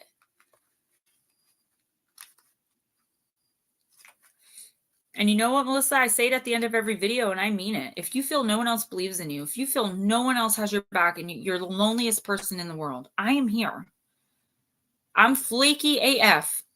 But if you are desperate and you really need me, I will always respond to you. Always. That's why I give out my personal number, guys. That's a big thing. Cowie, are you blind to the gifts around you? Do you tend to cut your nose off to spite your face? There's something beautiful and useful in dark reflection and sorrowful emotions, but those same emotions turn ugly when they rot and fester to become self-pity and martyrdom. The flowers are waiting for when you're ready, but don't let them die. Don't let everyone know what's going on in your head. It's time to keep up appearances. There's great beauty and gifts all around you, but you're turning your back to them. Be brave and rise above the suction of self-pity. Avoid wallowing in indulgent sorrow. You have inflicted enough self-suffering. You're good. The girl stands in a pool of water. Her emotions are physically, I know there's a glare on that, guys. I'm sorry. Her emotions are physically manifesting. The water is reflecting the moonlight, but it grows stagnant. It needs to swirl. It needs to move. Her arms are folded in resistance. She's blocking the peace and fulfillment that she yearns for and yet feels she must deny herself. The petals are starting to fly away in the wind. Don't miss your opportunity because you're wallowing and feeling sorry for yourself. Open your arms and receive the gifts waiting for you. Turn your face to the sun and let the shadows fall behind you. Aw. Melissa Nicole, thank you. Thank you so much. It helps, and I do appreciate it more than you guys could ever imagine.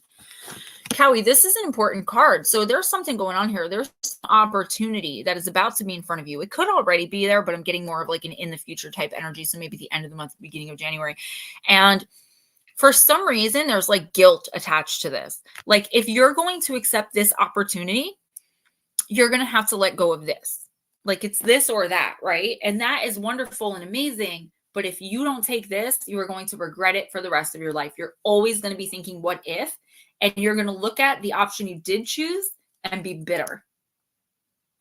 The thing is, though, you don't want to talk to too many people about what this opportunity is. So for instance, you get an offer for your dream job, but you have to move, to a different country. And you're so romantic relationship, your live-in partner, like you don't even know if you want to be with this person. You don't want to work things out, but you don't want to leave them because then you're the a-hole left, right? This is the scenario. Obviously, it's just an example, but this is like that kind of scenario. There's something you have that's all right. It's all right. But the reason it's only all right is because it's only supposed to be for now. Once this opportunity comes in, jump on it. Take it no matter what it is because it's part of your contract. If you have to hurt someone, like break someone's heart in order to do this, it's what's meant to happen. That's a lesson that they have to learn on their own and that you're supposed to learn. But don't tell too many people about like your plan to move or whatever, because then it's just going to blow up and become this big thing. And it's going to feel in your head like it's not worth the effort. It definitely is. So if you get a major opportunity to do something in the next month, please take it no matter what. Even if you have to do something kind of crappy in order to get it. And I don't mean lie, cheat, or steal. I mean, if you have to leave people behind, you outgrew something. I don't know if it's a relationship, situation, a person. It's time for them to go and learn the lesson of heartbreak and pain. We all have to learn it. Unfortunately, you're going to be the one inflicting it.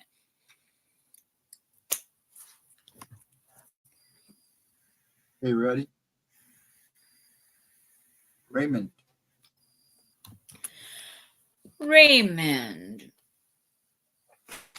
Let's use shapeshifter. Okay. Thank you. I didn't think I brought that many decks, but I actually did. You're welcome, Cowie. Thank you. Thank all you guys for being here. I'm very emotional tonight. I do apologize. I'm just overwhelmed. There's so much light in this room. You guys are incredible. These are your teams bringing all this light. And like I said, you know, I apologize about the crappy fuzzy screen, but this was the best I can do. Like, it was this or we didn't do it tonight. So I'm glad that we did it. But Bat Mom says they'll take everything from you to keep you from being or even feeling like you can make it, just to keep you doing what they want. Yeah. I lost a lot to do YouTube. I lose a lot every day to do this for you guys and to do it for me, because my husband hates social media. He hates what I do for a living.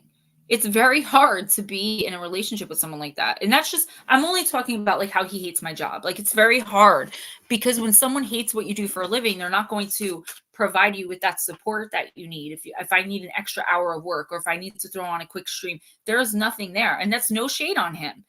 He's just older and doesn't understand it. But it does make things really, really hard. My goal is the spiritual retreat and to be on a TV show. How is that going to work if he doesn't even, you know what I mean? Like, it's that type of situation.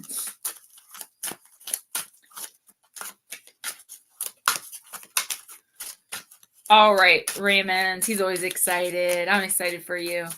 Love that name, by the way. All right, she popped out. I love this card. This might be my favorite card in that deck, actually. It's the Wolf Moon. I will watch over you. Card number 1.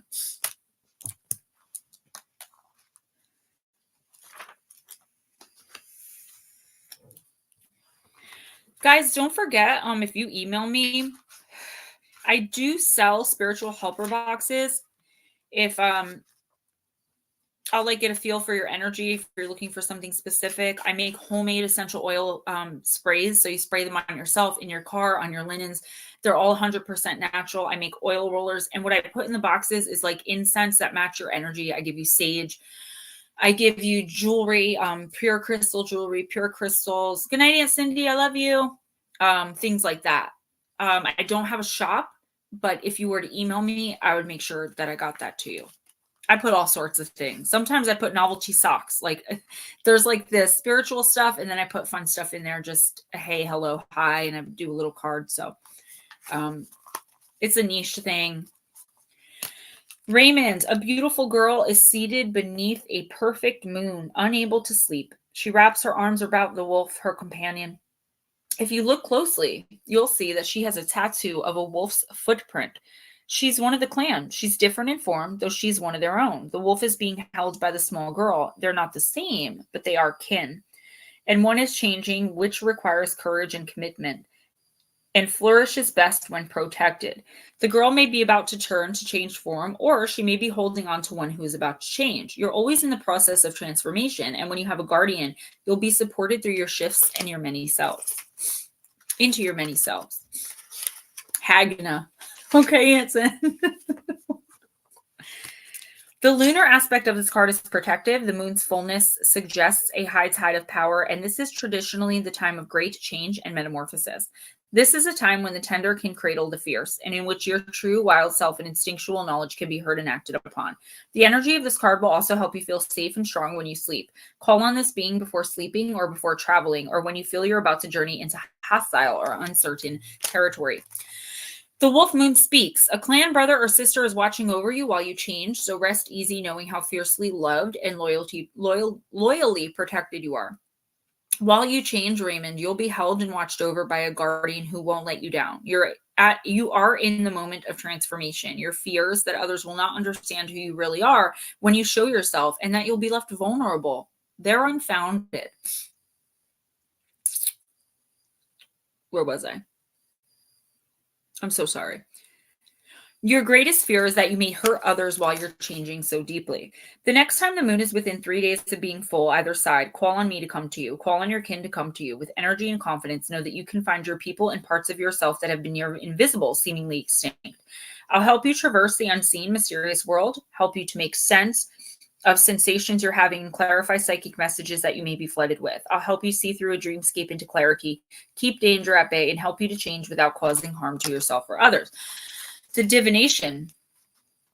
You may feel drawn to creating a symbol, getting a tattoo, experimenting with call, or having a symbol worked into a talisman or protective piece of jewelry that'll help you and protect and support you. You have the guardianship of the wolf for now. It's safe to rest for a time. Your time to shelter your guardian family will come. The coming full moon is significant for you. You're changing, and your true family will support you through this shift. This is a time for courage. When you approach this change with a brave heart, all will be well. Yeah, Raymond, like you said, like you're transforming, and you did a lot of it by yourself. You kind of had to. I know in addiction, like we take people hostage, and a lot of the time it's hard for them to get over that. We have to live with that in ourselves and like work through it, right? Guilt, shame, fear, they come from the devil. We don't have time for that. Smoochie. I know that's right. What this card is saying is you don't worry about it. Like you continue to be you, continue to grow and change, and understand that the right people will be there to support you. So in the next few weeks, you may have a situation where, again, I want to bring up like the YouTube thing with me, like somebody's just not understanding. And it's not for them to understand though. And that's what they need to know. Like they don't have to understand what you're going through to be there to support you. All they need to know, if they're real ones, is that you need support. The universe wants you to look around you and find who those people are to you and keep them close. There's something coming in. I don't think it's like a really bad thing, but there's like something coming in that's going to call you to make a major decision.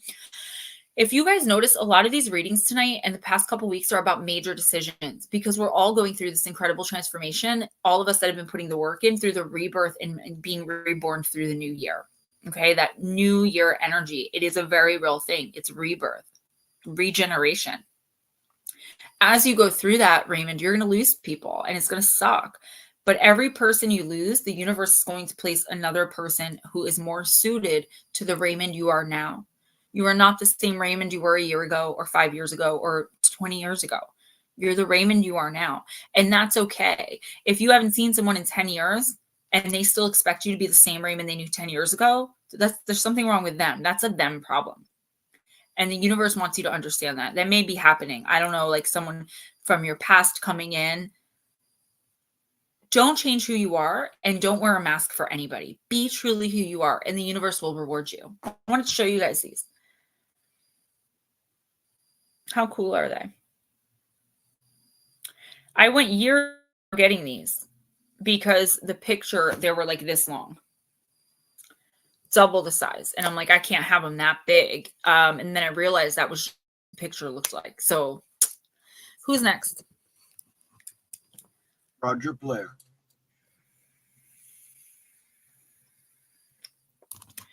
Roger, I'm going to use Archangel Animal. Yeah, sorry, Nutslap.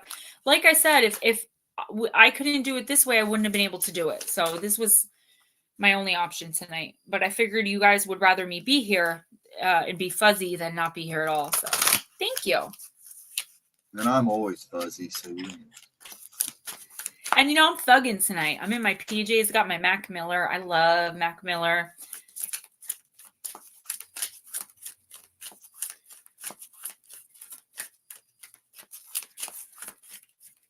I am going to put StreamYard on my phone, though, so that if this ever happens again, I can have my little, just set up my phone. If I had my little green stand that you gave me, Steven, like I usually bring that with me. I didn't this time. I was just, I don't know. I was in a rush, I guess. I would have been able to set up my phone. It'd be so much clearer. Like I'm actually embarrassed now. Like I want to do it on my phone. You were kind of crazy day yesterday, so. I did. Today was great. I got to go Christmas shopping. It's funny shopping with my mom because she doesn't do this with everybody, but like I know with me, like with this shirt, she was picking out a shirt for someone else for Christmas. I grabbed this shirt. I love Mac Miller. I love everything he does. I hate that he passed away of an overdose. I hate that he died so young. I love him. So I saw this shirt and it's one I actually don't have. All I did was pick it up and say, oh, this one's nice. And my mom bought it for me. Like I could just be like, oh, I was looking at a Juicy Couture purse because I want to downsize my purse. You guys saw my huge purse. She bought it for me. But There's a that's my kitchen mom. sink in that purse. There's a kitchen sink in that purse. There's like Well, 6 spoons. I'm There's a telephone downsizing. booth. I am downsizing. That's why we got the juicy one. And then Bath and Body Works, I ran amok. So I buy their essential oil collection. That's what I use as perfume. And when you guys receive the spiritual helper boxes, you get the little tiny perfumes. That's what you get, the Bath and Body Works stuff, because they just smell so good. I want to share them. So normally a thing this size is like $16, and I carry those in my purse. I love the way they smell. They're linen spray air. They're like what I make, only more professional. They're where I'd like to get to. They were on sale for $4.99 each. So of course my mom bought me every single scent that they had. There were like 7 or 8 of them. So Christmas is going to be cool. And she bought me 2 new decks.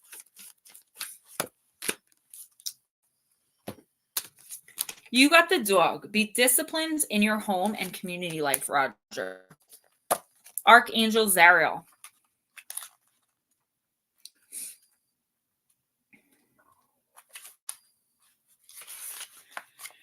When you receive this card, you are invited to look at the structure of your family life and your friendships, including those with work colleagues. Are you guys loyal to each other? Do you respect each other? Do you all relate to each other for the highest good? Are you disciplined or chaotic in your lifestyle? Your family reflects you, Roger. So are you loyal to yourself? Do you respect yourself? Do you make choices for your own highest good?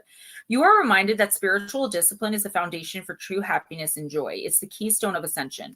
The dog card wants you to know that when you consistently practice your spiritual techniques, you can be adaptable, courageous, and develop a sense of adventure and fun. Your entire life can expand based on this solid foundation as self-control confers safety. You can then walk forward in joy and bliss. Roger, this is so crazy because all these cards are saying the same thing. And I know why. It's because New Year's, like I said, it's the New Year's like rebirth, regeneration energy. But it's more than that. Like, Roger, this is the universe just giving you like a kudos. Like, keep being you, keep doing what you're doing. Even when you're in the presence, like I said to Raymond, even when you're in the presence of people who think you're someone else, right? So for example, you go to Christmas dinner, there's 40 family members there. You haven't seen most of them in 15 years for whatever reason. Even a year, you haven't seen them since last Christmas. It's like they expect you to be a certain way. And this card is saying, like, as long as you're respecting yourself and acting with dignity and approaching things with kindness and love, you don't have to be agreeable to anybody if you don't agree with them. But you can do it in a kind way. Show your class, not your... Okay, that is basically what this card is saying. So if someone tries to get confrontational with you, and you know, when I say these things to your eyes, it's part of the readings, the messages that I'm getting. So someone wants to be confrontational with you. If someone wants to question you, like I see someone questioning why you did something, like questioning why are you religious, or why are you getting oracle cards read, or why did you? There's some like. These people or this person has no right to be questioning you, Roger. And you have the right to stand up for yourself with dignity, righteous anger, whatever it takes. The universe wants to see how you're going to respond. Are you going to back down, right? And put a mask on and pretend like everything's fine? Or are you just going to be like, no, like, I don't agree with that. I'm sorry. Like, what, you know, what do you want me to do? And walk away. And your response to who or whatever this is definitely going to dictate how your next few months go, because it's either you learned the lessons or you didn't. And if you didn't, that means you have to learn them again. Who's next? Jules and her friend or guest, Super SS. Those are the next 2. My hair. Yeah, that's not going to work. All right, Jules, and she has a couple friends. Is it Samantha? Well, she has a friend, I guess, as Super SS. Okay. Is what I saw. All right, we got this. I don't even know if she's still in chat. Julie girl, thank you for bringing people in, by the way. Miss Lara, that mom's like, have a good evening, Lara, 7 times. Just stuck on repeat. Yeah, Raymond, this is my real hair. No, he doesn't get out of the basement. I got a wedgie, guys. Sorry.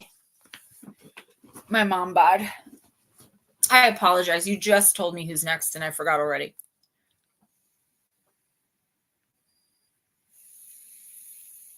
Sorry about that. Jules and her friend. Oh, that's right. Super SF. So Batmom Aunt Edna, she did comment, "You look beautiful today," on the members only video that I put out Friday, but I don't think she's feeling very good. So she was in my chat last night. She was the one that was trying to keep me up all night. Good. Bless her heart. She wore me out. But yeah, she gets tired. I'm sure she's resting. We'll timestamp her. Yeah, she's like me. She can't be patient. She wants to go, and it catches up with her. So she may show up later on. Miss Casey's kind of the same way. I won't put her personal business out there, but she's going through a lot physically as well as spiritually. So a lot of us are, guys. You have to understand the light workers are taking over, which means the darkness is going to fight us 10 times harder. Roger Blair, thank you. You are so welcome. Jules, again, thank you for bringing people in. I do appreciate it. Just so you guys know, Monday's video, we're going to be talking about the Devil Man of New Orleans and Vrykolakas, which are Greek vampires. It's really interesting stuff, the double feature. And Mark, no, I'm actually digging deeper. Huh? I told Mark I was actually digging deeper in the cave under the basement. Oh, I didn't have enough to do a whole, I didn't want to do a 9-minute video on the Devil Man or a 9-minute video on the Vrykolakas. So I think it's a 32-minute video on both. So I've been waiting for a while. And then next week, we're going to have people, I don't remember the title, but it's people that were in the woods and paranormal forces approached them and tried to abduct them or hurt them. I thought that was so interesting when I came across that. The hair gets a thumbs up. Well, thank you guys. It is freshly dyed. All right, Miss Jules, enough chit chat. I hate this card because it reminds me. Oh, yeah, Raymond, do it. What? Before I forget, Ted Banson was in with me last night, and he was showing me all kinds of Banton, or however you say his last name. Ted, he comes in every so often. Ted Branson. Branson. I thought you said Ted Danson. That's probably what I said. Anyways, I can't talk right now. Anyways, he was showing us a bunch of pictures he took of fairies and stuff. So you may see some pictures in Tuesday Talk. Yeah, I keep asking for guests, but nobody ever wants to come on. I know. He's he's in Scotland, so but Jules. I have his pictures. Okay. Jules, everybody needs a hat or two. Look at you, completely hatless. Shirking your obligations. But for how long? Let's go try on a visor. It'll block the shine of that which distracts you. It's easy to get caught up in the diversions, which are shiny and easy, but you have some responsibilities to tend to. Today, try to stay focused and on track. Don't get sidelined. So yeah, that's a simple message, Jules. It's just stop letting other people and their problems distract you from the work that you're doing on yourself. You have a soul mission. It's to help people through art. I don't know. That just kind of came through, probably to help people in other ways too. But I think there's some sort of art here you're doing. I don't know if you're writing, painting, sculpting. There's something here that you're meant to be doing. And I think you know that. That's how you're going to help people the most. But the problem is, like I said, the evil is trying to distract us. The darkness is trying to take our light more so than ever. A lot of us in here, we are winning, but a lot of us in here who got derailed, that's because the enemy knew from the very beginning, the enemy, the darkness, the devil, whatever you want to call it, knew from the womb that we were going to be special. And I don't mean special in an egotistical way, we're better. I'm not saying we're better, just special, where we have light to give. And so it's always going to try to distract us with nonsense, okay? Don't get distracted, especially, Jules, in the next week or two. There is something that you're being called to do. This is Jules. And if you end up being distracted and you don't get whatever this is done, it's going to have a ripple effect of repercussions. So it's okay to help people. No, I'm only kidding, Batmom. I'm only joking, honey. I don't care. I'm just kidding.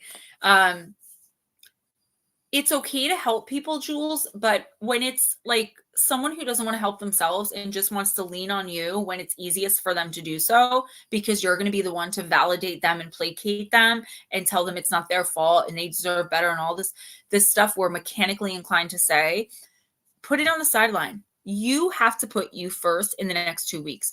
Now, for the past few weeks, I've been telling you, got to help this one. You got to do this. No, the next 2 weeks, no. You have to focus on yourself because there's an opportunity for you to do something big for yourself. And I feel like you're going to be scared of this opportunity because it's going to be the fear of success that we all experience at one point or another, whether we realize it or not. It's not really a fear of failure. It's a fear of success because we're not used to winning. Don't get distracted by the enemy, by the darkness. And we were just saying we're going to timestamp for you. We're all praying for you and hope you feel better. Super SS, female Libra. We're going to do the divine circus. I'm a Libra moon. I see you, girl. And welcome, by the way. Any friends of Jules is a friend of ours. My Julie girl. Yeah, no one leaves. Smoochie. I can't. Oh my God. Guys, once again, I'll remind you, deal with it. I'm sending out Christmas cards this week. So if I don't already have your address, I'm not telling you guys to give me stuff, but some of you have asked if I would like, what do you want for Christmas?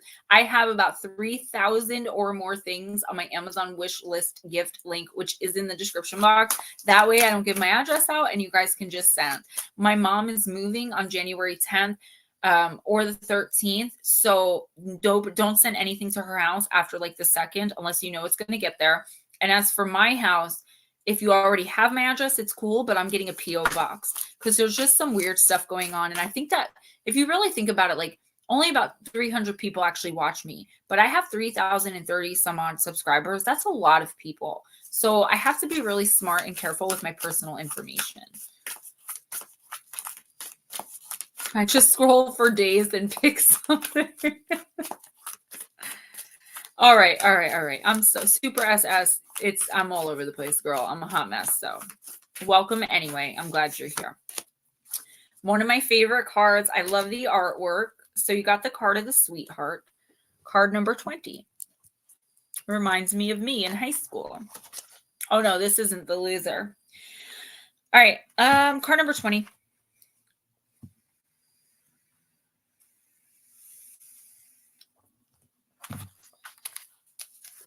There's so much violence in the world and sometimes in our own minds that we can assume this is just the way of things, the way of the world, and that we have to accept it, deal with, and thereby forget we have the right to question and even to change whatever we should so choose. Even the most ambitious desires for healing the world start with us as individuals. And I think all you guys need to hear that.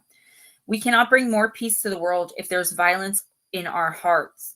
Regrets, shaming judgments, fear of not being good enough, uncertainty, and constant pushing to become more, to do more, to have more can become the energetic equivalent of beating ourselves up every day. This creates invisible bruises that never have time to heal because we don't give ourselves the sweetness, kindness, and compassion we need to break this abusive cycle with ourselves. The Oracle of Sweetheart comes to you with the message of a new cycle, one that's sweeter, one that's more loving, and one that promises a new light. But you have to be willing to dispense with violence. I don't know why I'm saying violence. I think it's more like an anger, like bitterness, anger. That's more of the energy feeling I'm getting for you, Super SS. One step at a time. One step at a time. This means beginning to substitute judgment for kindness in how you relate to yourself in the world. You deserve to give yourself a gentler life journey, to give a break. Do you accept this for yourself? It's your choice every day whether to go into the world fighting against it or with the belief that it wants to and can help you do all you've been born to do. If there are abusive or toxic relationships in your life, you'll need to do some relationship overhauling, even if it means ending one or all of them. No matter how much the people involved may proclaim their love, no matter how much you may wonder if you're making it up because appearances seem so acceptable, and yet underneath, you cannot help but feel that something isn't healthy. If a relationship is holding you back rather than helping lift you up, reconsider its place in your life. So this resonates. It really does. You cannot taste the sweetness of life that it wants to bring you to you if you are crammed full of stuff you don't want or need anymore. Create some space, get a bit hungry, ready yourself for receiving life's nectar, and believe in the power of your own new beginning. You're a true sweetheart to the universe, so let yourself be treated accordingly. Yeah, Super SS, listen. This card is definitely about you moving out of a toxic space. I feel like this card, honestly, I'm just going to put it out there, is about narcissists. Right? It's not, it's like we always have readings, like Smoochie kind of just said, like they're repeats, like you have to make room, you have to get rid of the toxicity. But I feel like this specifically is talking about how you deal with yourself. So taking on that toxicity and turning it against you instead of trying to like transmute it into something better for yourself. This is about not accepting what you're being told, who you're being told you are, what you're being told to do, and following your own path and journey, regardless of what you think the consequences are going to be. Because guess what? You control the consequences too. You may not know that, but you have the right to walk away. And I feel like this is not going to happen overnight.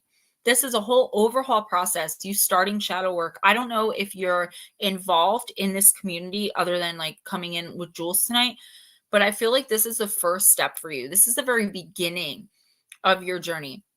So what the universe wants you to do is be conscious of the toxicity around you. Even if right this minute you can't imagine doing anything about it. I don't understand what's going on. I'm getting very confused. Start at least thinking about it.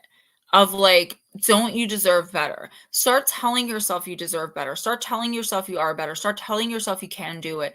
And if the opportunity should come along, I would say in the next month or two, is playing in my head, like I'm seeing February. Take chances. Take chances. Smoochie, you're really distracting me. Like, what's going on? Is everything okay with you? Is it? What's your favorite scary movie? Take chances. Don't be afraid. And listen, here's the main thing I'm getting. It's just like popped in. If an opportunity comes your way that you want to like try something new and explore, and again, I'm going to say, even if no one supports you, do it. Take it. Take that chance. Do not allow someone to hold you back, no matter what, because you're always going to regret it and you're always going to be bitter about it. So this is the universe telling you, if you look around you and start looking at the universe, at your life, at the world in a more positive light, you're going to bring in more positive things for yourself. And eventually down the line, because this is just the beginning of your journey, you are going to outgrow this toxicity. For now, though, try your very best to love yourself more, and it'll open your eyes to what's actually happening around you. That was a really important message. I was getting very distracted, and I do apologize because there is a lot of toxicity around you. It could be unsafe. And I feel like until it's like, I'm seeing like a programming. It's so weird. Like, I don't know, like you don't need to put your business out there. I'll just say what I'm seeing is like you being so incredibly like enmeshed in this toxic or abusive situation that you don't even see it as toxic and abusive anymore. And the universe is showing you right in front of your face, like that's a problem. Be kinder to yourself and don't allow this toxicity to make you react in a way that is against your grain. That isn't you. Who's next? Smoochie. I'm going to use the woman in total control of herself for my out of control wifey. Don't distract the talent. No, I just didn't understand what she was saying. It's hard because I don't think you guys, like, sometimes I think you guys forget, like, I have spirit here. I have things that don't belong here. People looking for people that are coming from the funeral home. I have there's a lot going on that you guys don't understand. And that's okay. Oh, Jules, listen, Jules is a good person who can help you because Jules, I'm really proud of you with your boundaries. Like you've been setting them, like nobody's perfect about it, but you've been standing up for yourself and you've been loving yourself more, and you should teach your friend how to do that. It's a hard process. You're so welcome. You deserve better. Okay. That's all I'm going to say. You deserve way better. And I'm going to look right in the camera for this. It's not you and it's not your fault. Ever. Never it's not your fault.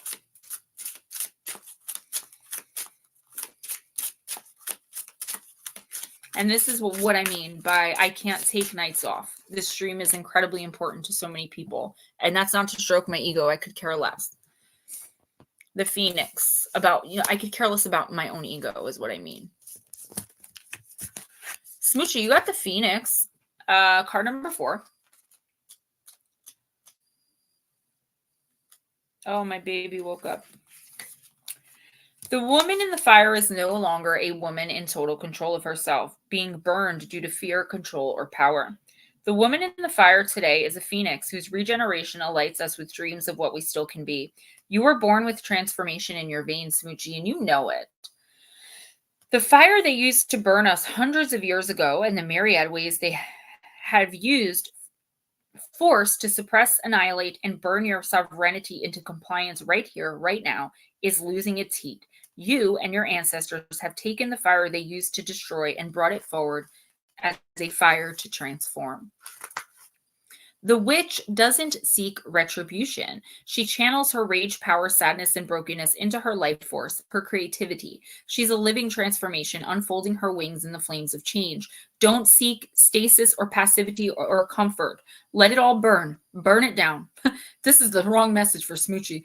Burn with it to discover the indestructible philosopher's stone at the bottom of the alchemist's bowl. It's your soul revealing its indestructible nature. Let this time of change shape your life to become the flaming legacy of your phoenix spirit.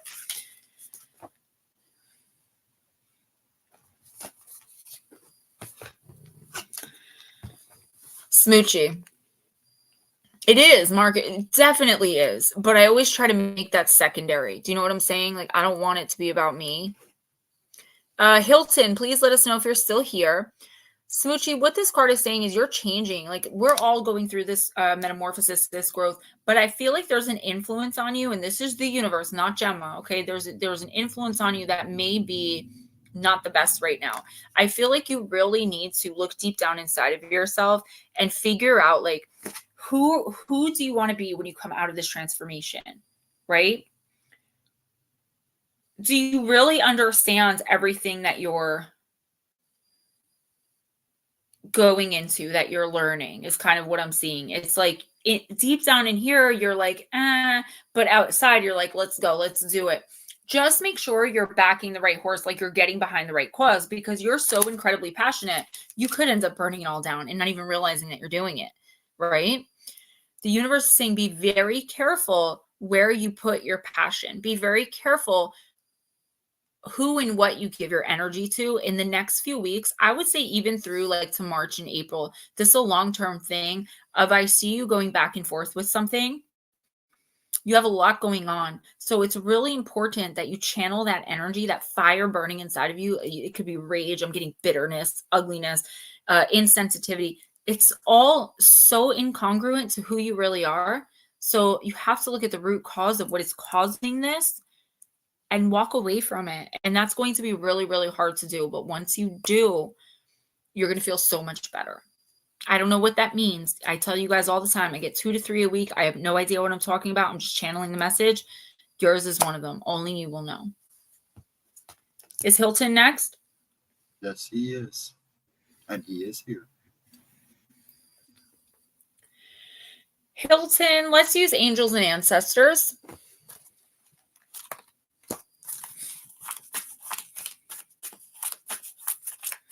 Sometimes we know exactly what we are in and settle, never settle. And I couldn't have said it better myself. I remember my mom would say to me when I was younger, like, why don't you be like your sisters and settle down? Like, they were married, kids, the whole nine, and I was just running. And I'm like, the word settle is so cringe. Like, I don't want to settle down. I want to level up, right? I could be miserable all by myself. I don't need anyone's help for that. That is, and I think that's true universally. Semantics. Just be wise about whose energy you allow into yours. That's all. You don't want to be influenced by the wrong thing in a weak moment. Then you're stuck in something like you're like, how the heck did this even happen?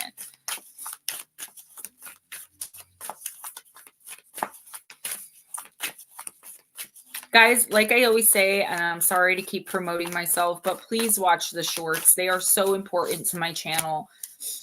And I put a lot of work and effort into those, even though it may not seem like it. I really do. Hilton, you got the Traveler. Move in a new direction.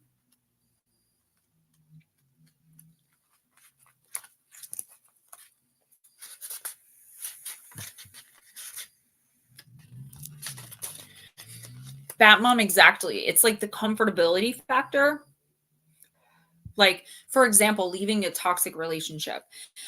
Usually, the person that's being abused or being, that's being the one that the toxicity is aimed at, they don't have a lot of money. They've been separated. What is it called? When someone does something over time. They've been separated over time from their family, from their friends, little by little by little. And then once they look around and realize something's wrong, no one's there. Like when that happened to me, nobody thought anything of it, that I was gone for like 5 or 6 months because I would disappear with my abuser and I wasn't allowed to contact anyone. Oh, Jules. Smoochie, I don't know. That's something you have to figure out for yourself. It doesn't have to be anything to do with this community or Jeff or anything like that. It could be something in your personal life. It's just something is, and it's not even like I'm not seeing it as like you're joining a cult, or I didn't really understand your reading. But there's something that is misleading and distracting you, and you have to figure out what that is. Hilton, sorry about that. You got the Traveler. Welcome any opportunities to travel, either to the outer world or to your own inner world. The Traveler card represents the gypsy spirit within. The opportunity to move in a new direction is coming your way, and ancestral wisdom is encouraging you to welcome it with open arms. Going on a trip is an exciting process because not only do you learn about the world, you also learn more about yourself. This card often comes up when you have a chance to go through a process of awakening and understand even more about the amazing qualities you have to share with this world. Often such journeys can be lonely. Itself can teach you that you're never really alone, and your angels and ancestors are always going to be there for you. The road you are on may be the road less traveled, but this journey is going to be highly beneficial for your emotional and spiritual growth. If it isn't about covering outer distance, it's about covering distance within, and you'll be evolving every single moment of it. Hilton, remember to keep things simple and to lighten your load, because that will make your journey home more enjoyable. You're also being encouraged to see how far you've come and how you've really grown as a person, because this recognition will support you in going even further. And there's a good chance that along the way, you'll make new friends who will become companions for a lifetime. So Hilton, I feel like, this could be about literal travel. It could be about moving. It could be about going on a trip, a vacation, a holiday, whatever you guys call it. But I see more of this as like an inner journey, not necessarily moving or going anywhere. Like I said, it could be. It's more about like you evolving as a person. And I feel like you're going to start noticing that like you're not into the same things as you were 6 months ago. There's going to be like rapid fire changes. So I see like job change, relationship change, family change, how it's like boom, boom, boom, boom, boom. But it's all for your greater good. And I don't feel like you're going to regret any of it. So don't be a yes man, but make sure that you take opportunities as they come towards you, even if like in the long run, they're not going to work out for you. It's like the experience. The universe wants you to gain the experience of something. It's not going to be a forever thing. So for example, you get a job, doing something that you love, but it doesn't pay very much. So you can't do this job full time. So what do? You just give it up? No, you turn it into a hobby. Don't throw away opportunities or pass on them because you're looking too forward in the future. Try to be present in the moment. There is something coming in that's going to be really good for you. It's going to be a spiritual release, and a recognition is going to spark in you that something needs to change in your life. So don't shy away from taking opportunities, and definitely, Hilton, do not listen to the people around you. I don't know what it is tonight with like the energy of the people around us, but I have not seen one person that I'm like, yeah, the people around you are encouraging you. Yeah. It's like we are all changing so rapidly that we're outgrowing the people around us. And that's the problem. And it's not really a problem, but that's why these readings are all so connected, because it's not because I'm just saying the same thing over and over again. It's what's coming in because we're all going through a lot of the same things spiritually. Oh, the Bat Mom, thank you. I did get something beautiful out of it. I got my daughter, so my mini me. Ready? It was crazy. It was crazy because I try to think like what, like I think of like escaping through that little window, right? All of my toes on my right foot broken. wearing nothing but panties and a tank top in the middle of a snowstorm. I must have looked like a psychopath limping down this. Like, I must have looked crazy. I always picture that. Like I mentioned in the one video when I saw someone tuck and roll in front of me, I was like, does she know what that looks like to the people behind her? Like, you got to think of like the people around you. Luckily, I ran into someone immediately who helped me, that was so cool. Like, I knew like he was placed there to help me, that guy. He's like, what are you doing? And I was like, please just help me. Like, just please. And I just like dropped into the snow. Like, I just gave up.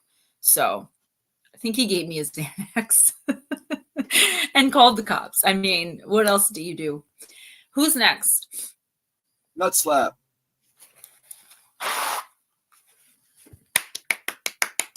We're going to do fairy tale for my buddy Nut Slap.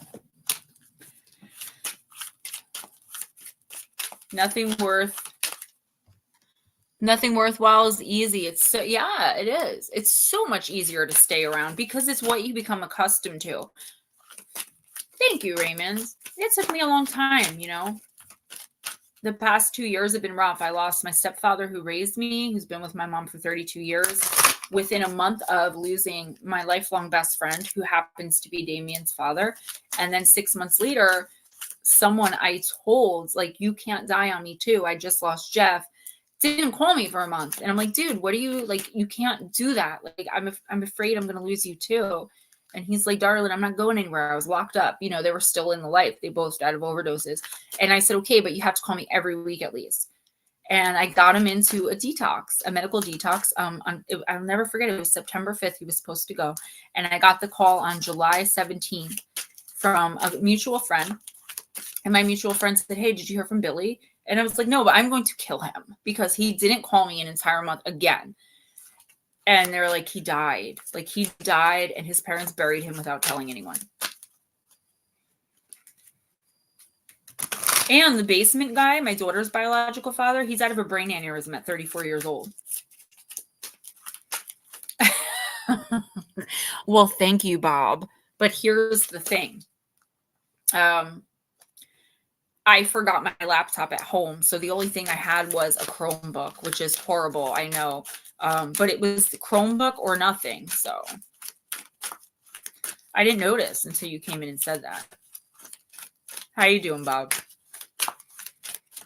It's so funny because you can say things sometimes and I'm like, oh, that's just Bob. You know. The Light Princess. Nut Slap. I know about this story. I know about you, Nut Slap. It's the card of being ungrounded and it is card number 27.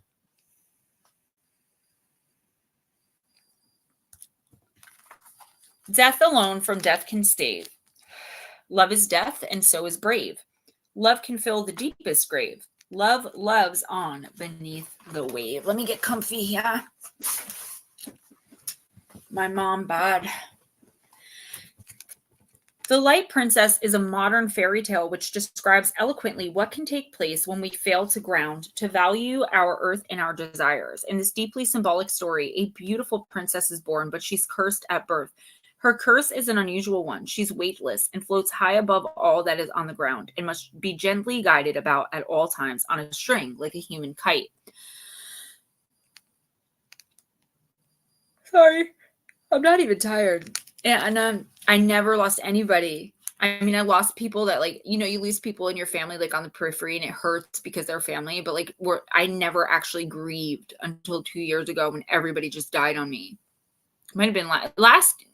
I can't even remember if it was last year or 2 years ago. But I'll always remember where I was when it happened or when I found out. My mom called me when I was at my doctor's appointment to tell me Damien's father died, and I collapsed. Luckily, I was in a hospital. I lost it. I lost my stuff. Like, I'm sorry, Nut Slap. She's also unable to grasp anything that's of complex or serious nature. She's not unintelligent, but it seems she's completely disinterested in anything that's deep or sad in any way.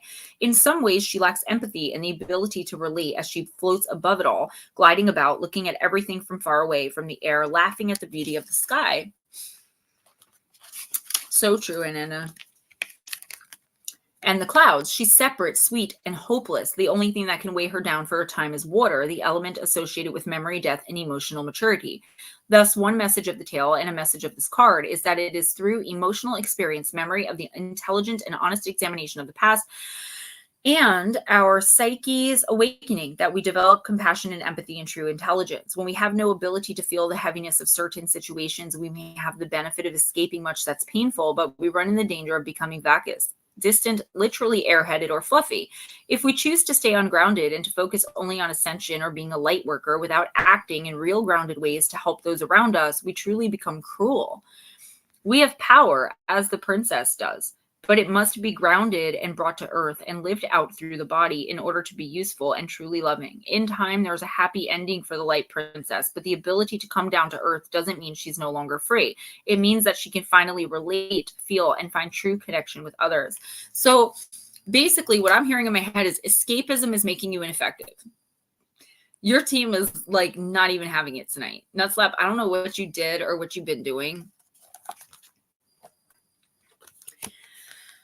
I feel like you've just been through so much that you're in that place right now where you have just come to this radical acceptance of what your life is. And that is not what we are supposed to be doing. Like, just as human beings, as a collective and as individuals, we're supposed to be striving for more, to like make our presence known on this earth, to help the collective, to help ourselves, to be kind in any space that we can, and to try to understand other people to the best of our ability, right?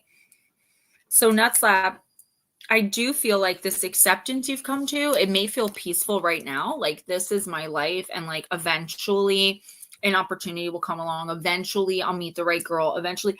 But it's like, no, like you have to put the action behind it. And Nutslap, I feel like because you've come to accept, just like you're not ever going to be, like, I'm just using these as an examples, but like, you're not ever going to be in a relationship.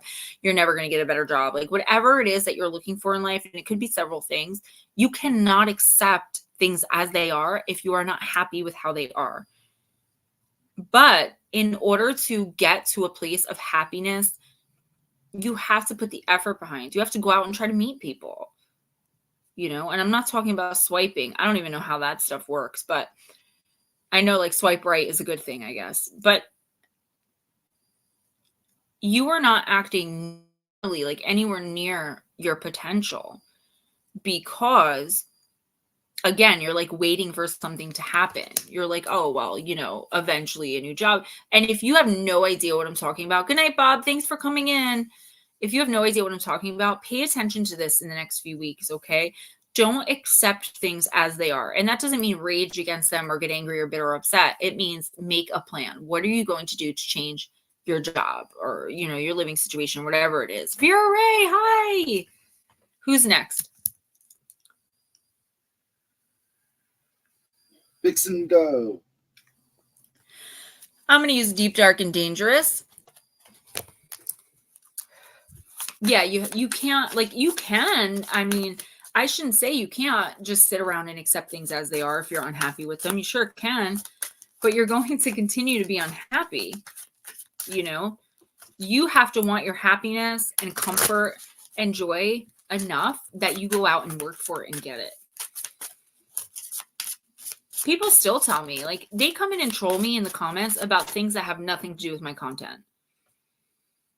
Someone came in for like 6 straight weeks and just focused on my tattoo on my heart. I have initials on my heart, Damien's father's initials, JMB. And I tell everyone it stands for just my boobs, right? Like, as a joke. And when I wear a tank top, you can see that tattoo. And this person kept coming in and going, wow, you're not trashy. Check out that tattoo. And like, it has nothing to do with anything. So people can be cruel when they become bitter. And when it's so easy, like, if they saw me on the street, they would smile in my face and be like, oh my God, you're Gemma Jade. Oh my God. But behind a keyboard, they feel safe.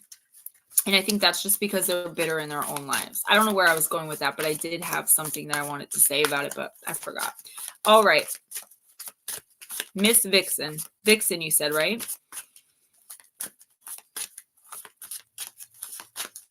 Vixen, are you still here?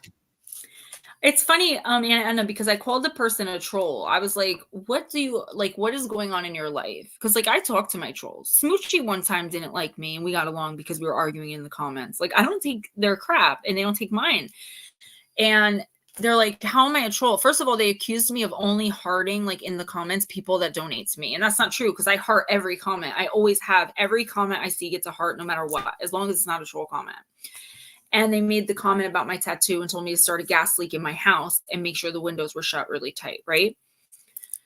And I said, and I'm like, it's because I've told you to leave me alone like 6 times and you just come back just to haunt me. And then I figured out how to block them and I did. People have made like double accounts just to come harass me. But what is wrong in their life, right?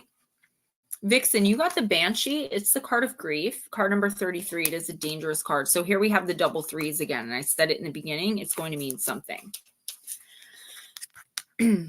Grief is love that has nowhere to go. I always say that. This must be where I got it from. It is important you take the time to properly grieve a loss, no matter what form that may take. Sorrow and grief are natural parts of life and can renew you. You should understand that you will die and you should prepare yourself, find the joy in life. This doesn't mean you're going to die. You know what I mean? It's like a change thing. You know, things are going to change. And that's like the next thing, like Vixen Doe, why waste time and energy? Do you know what I'm saying? Feel it, you know, go through what you grow through what you go through and move on. A banshee is from the family of the Fae and is recorded by the Irish and the Celts. The banshee, always female, keens or wails to members of the family of someone who has or soon will die. They foretell death. Sometimes the banshee will walk with someone for a time and then begin their laments. The human quickly realizes they are the Fae by the sound and are stricken with worry or grief. Sometimes a banshee will be seen from within a household that has sickness within it. And of course, it heralds that someone will die from that sickness. It's believed she springs from the burial mounds, the Seedhi, that were a feature of ancient Irish culture, and that these may well be the Fae who lived in these areas. This is hard to read only because, like, look, the pages have that snake skin on it, so it gets hard to read sometimes. There seems to be no great agreement on what a banshee looked like. She could take the form of a pretty young virgin or a tall or short woman, or she could be old and haggard with red eyes and stringy hair. That's when I've seen a banshee twice, and that's what they've looked like to me. They start off as beautiful, and then they turn into the old red-eyed hag creature. There is, though, certainly agreement on the voice. It's always mournful and desperately sad and can't be mistaken for anything else. So the plant companion is the willow, and the crystal companion is Anyolite, Anyolite. Yeah, Vixen Doe, I feel like this is just talking about like going through it and getting through it. I said earlier, kind of prophetically and unknowingly prophetically, that you have to I'm sorry, I lost my... That was so weird. I just completely blanked. Anyway, you have to deal with your emotions and not be distracted, right? And I feel like you've gone through a lot. You've gotten rid of a lot of people. You've set and enforced a lot of boundaries. And now you may be dealing with like loneliness or some kind of guilt or regret. It's like moving back into comfort. The Banshee is telling you that like major change is coming. And the reason this change is coming, Vixen Doe, is because of the work you put in, the effort you put in to changing your life and looking deep inside of yourself, accepting responsibility for the role that you played in all of the wrongs that happened to you, but then still moving on. You don't owe anyone apology. You don't owe anyone amends. You don't owe anyone explanation. You don't owe anyone closure. And if you feel you do, give it to them, but move on. Don't put yourself in a situation where you're going to become stuck again. And I'm getting that's very important because January, February, March, those 3 months are going to be really important for so many people, you included. Whatever this change is, accept it. Now, if you end up going back to like, I'm just using this as an example, like a toxic or abusive relationship, you're going to get stuck in that comfort zone again. And then a new opportunity for like new love, like a soul connection, you're not going to even be able to see it. Whatever this is, it's big, it's major change. And it's all from the effect of you, like the work you've put in. So whatever you're waiting for, baby, whatever you're trying to manifest, Vixen, It is coming. It's coming in very soon, like in the next 2 months. So don't get distracted. Don't get to the point where you're so down where you go back to comfort. That's toxic simply because it's comfort. Stand your ground. Hold your space. It's coming in for you. That's a really great message of major change, but it's only going to happen if you stick to your guns and don't let the toxicity back in.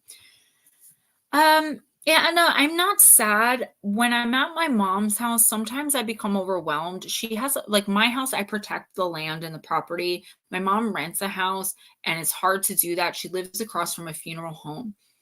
So like I said before, you guys don't see a lot of what's going on in the background.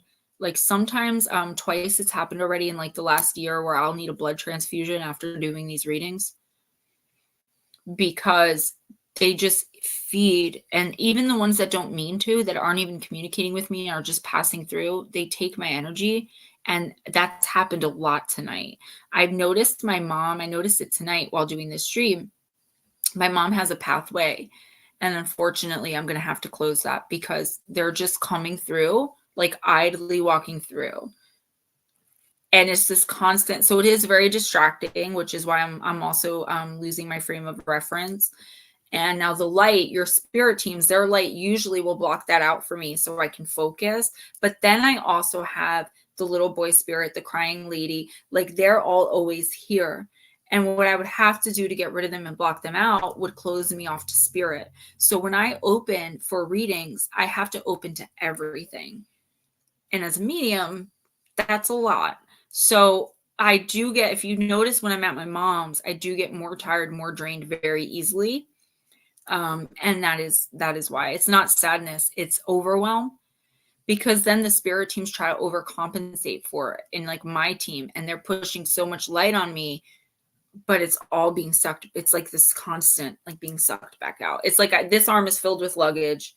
And every time I put a bag down, someone else puts a bag on this arm. And then I've got to, you know what I mean? That's kind of what it's like. So I appreciate you noticing. It's not sadness. I'm drained. I am literally being drained like a battery on your cell phone. That funeral home, there's so many people who I don't know how these people are passing away, but there are so many of them that don't know they're dead. And I'm trying not to make eye contact because then they're going to want to talk. Yes. If you don't see the thing behind me, I'm at mommy's. All right. Who's next? I'm sorry about that, guys. I think it's important you guys know that though, too. That's why sometimes if I seem a little kooky, there is a lot going on. Like they're talking to me right now. They don't shut up. No matter how much I tell them, like I'll be like, guys, line up. I'm doing something. I'll deal with you later. Then you got like the little one that's like, what's going on? It's intense, but I'm so used to it by now, but it is very draining. Yeah. If you guys can send me light, that always does help. All right, enough about me. Who's next? Forest friend. Divine Empathic, I wanted to ask you, would you read for me? How much would you charge for a tarot reading or full reading? You know, I would like one. All right, Forest friend, I'm going to use the Oracle of Shadows and Light. You guys are so sweet. Thank you. Hilton, thank you. But you know what? Not sharing my gift led me into addiction. So I choose you guys every time. Yeah, Smoochie would be a good debater when there wasn't one going on. It was funny. I love busting her about it. So I have this shirt. It's gray. It says socially distant. And she goes underneath and she's like, why are you wearing a shirt that says socialist? I guess you don't want people to be here. Bye. You gotta love her though. She's feisty. Smoochie and I would get along so well in real life. It's not like mind twin for sure. Jarvis. Yeah, Anna, yeah. And it's like if they don't immediately notice the light, like if they died from murder or like getting hit by a car, 2 people already came in that got hit by a car.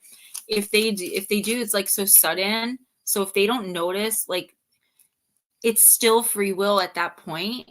So our spirit guides can't just snatch us up. Now with little kids, they usually do, but every once in a while one gets away. Yeah. You gotta love it. I love the feistiness. All right. I'm taking too long. I know. I'm sorry, guys. Forest friend. I also spent the whole day at the mall and Walmart Christmas shopping. Okay.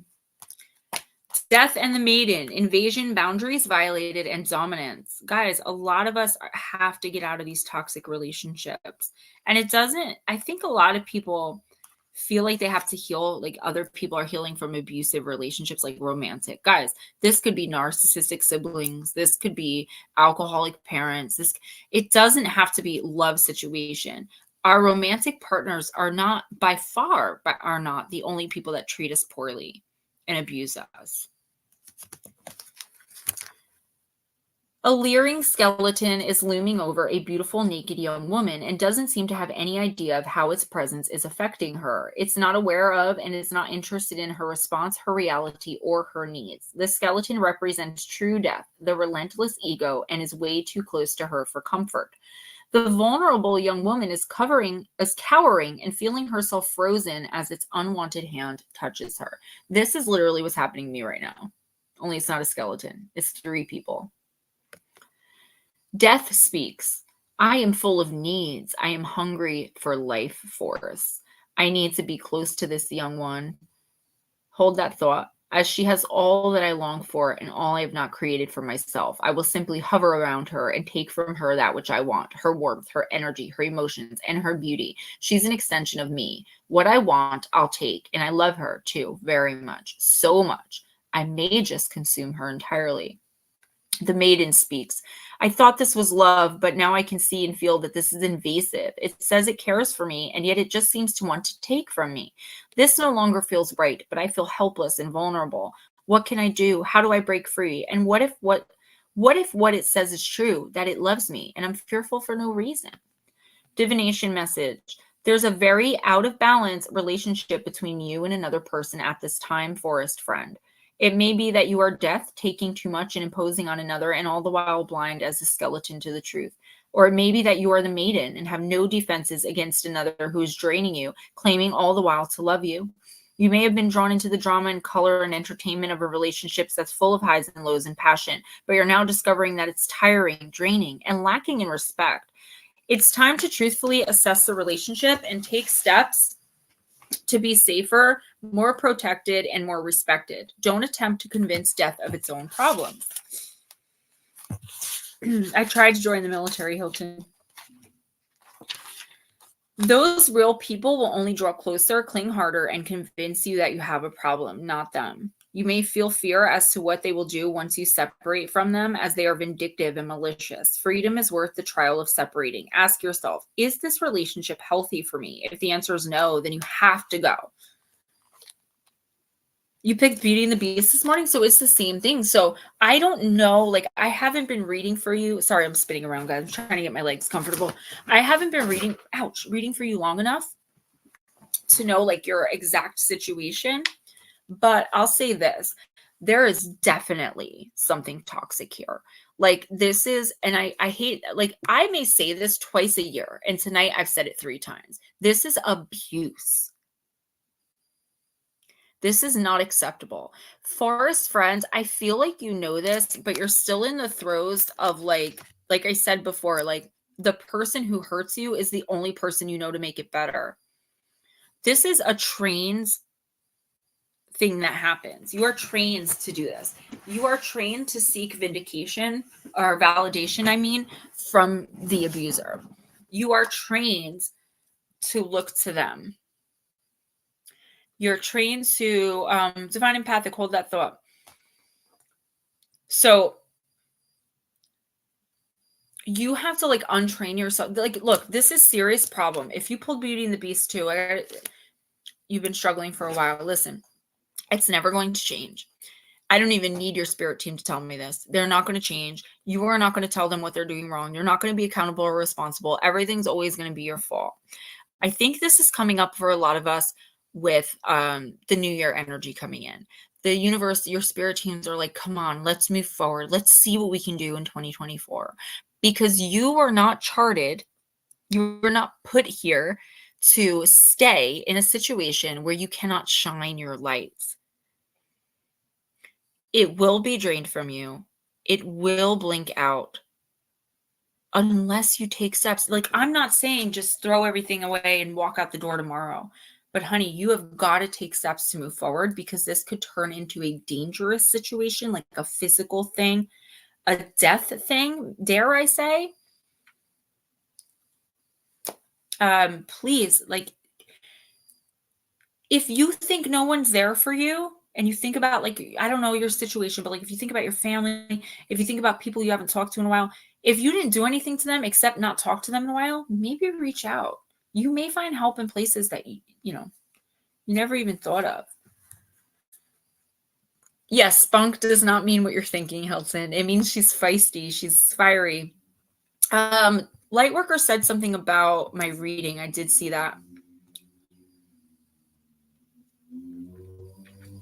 Lightworker, the thing with the witchcraft, Divine Empathic, that would be great, because I'm giving you one for January too. I'm sorry I didn't get it to you in December. I just wasn't able to. And I feel like if I do it now, it's like the middle of the month. I want to do like the whole month for you. That would be great. Yes, please. Nobody ever reads for me, and I have a hard time reading for myself.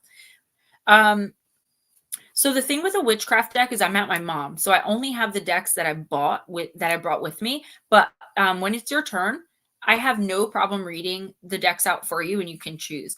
I think the witchiest kind of one that I have is the witch deck, or I Gemma, have. She's actually next. Okay.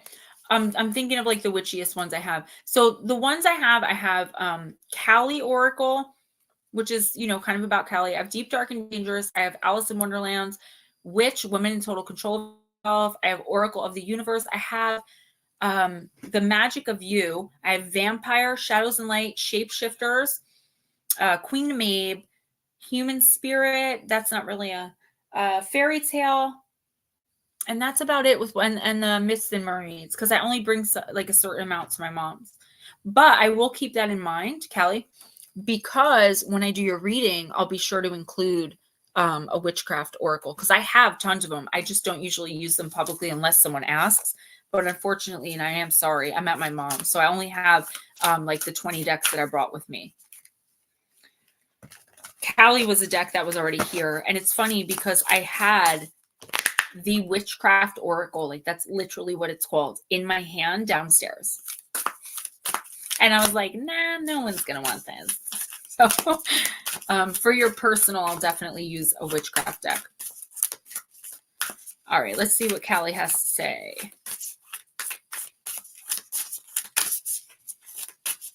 Yeah, Jarvis, I was thinking that too. I'm like, maybe I won't say it, but it does, All right, come on.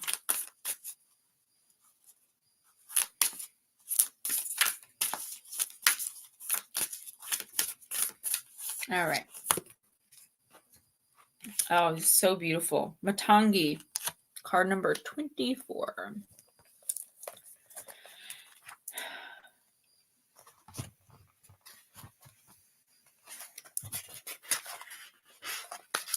All right.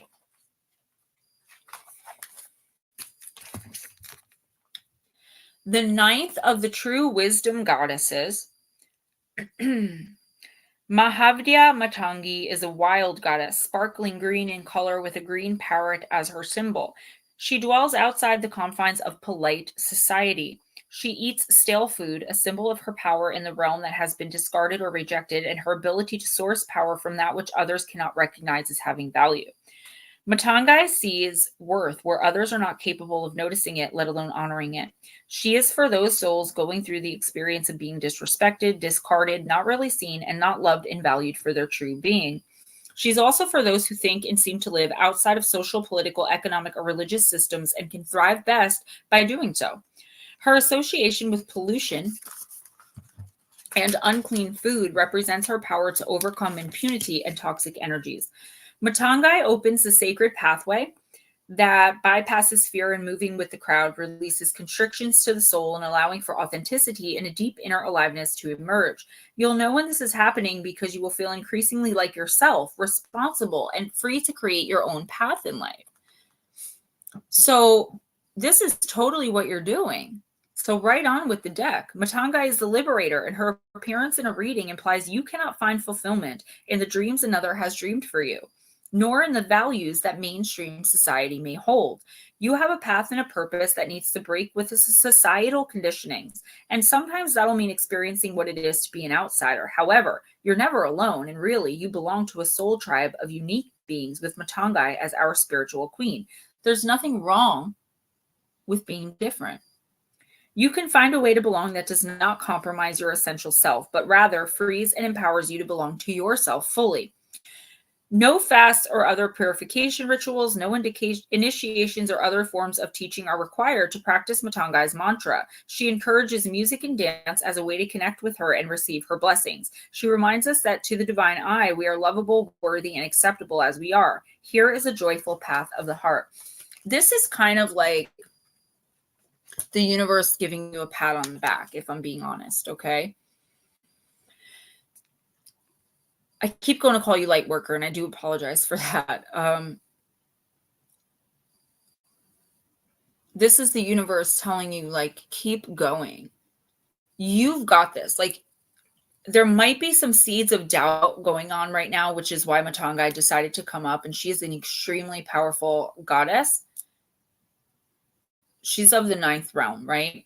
That's really high up. That means you are spiritually ascending. You already did the hard part, okay? You did the hard part by getting out of the situation, by doing you, by knowing what was right for you and taking responsibility. And this is the universe saying, don't ever, like I said to Forrest Friend in a way, like, don't ever go back to that. I don't see you going back to it. I see you just having to fight harder, okay? This is the universe telling you, like, it's not over. You still have a long way to go. But stay in your power. I can't even say step in, because I see, like, you are in your power. You may not feel like it, but you are divinely aligned. Okay? You're right in line with your path. You're right where you're supposed to be. So don't let anybody, like, question you or, like, tell you that you can take advice and you can listen to advice and hear it and move on from it. You have free will. Keep going in the direction you're going. If you have any question of whether you made a right decision or whether you did the wrong thing or you have any regret, let it go. Work through it, play through it. Like, don't just discard it, because then it's going to come back up. Work through that. You are on the right path. Whatever this decision is that you're questioning, the answer is you did the right thing. You're good. You don't owe anyone poop. Period. Period.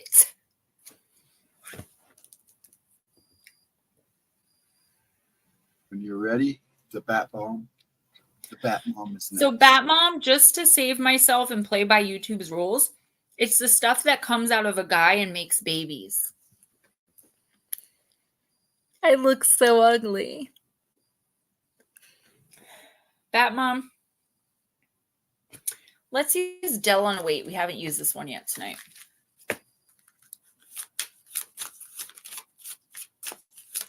Mac Miller. I keep seeing him. I love him so much. She was 4 minutes behind. I love you guys. Thank you, Miss Divine Empathic. I appreciate you.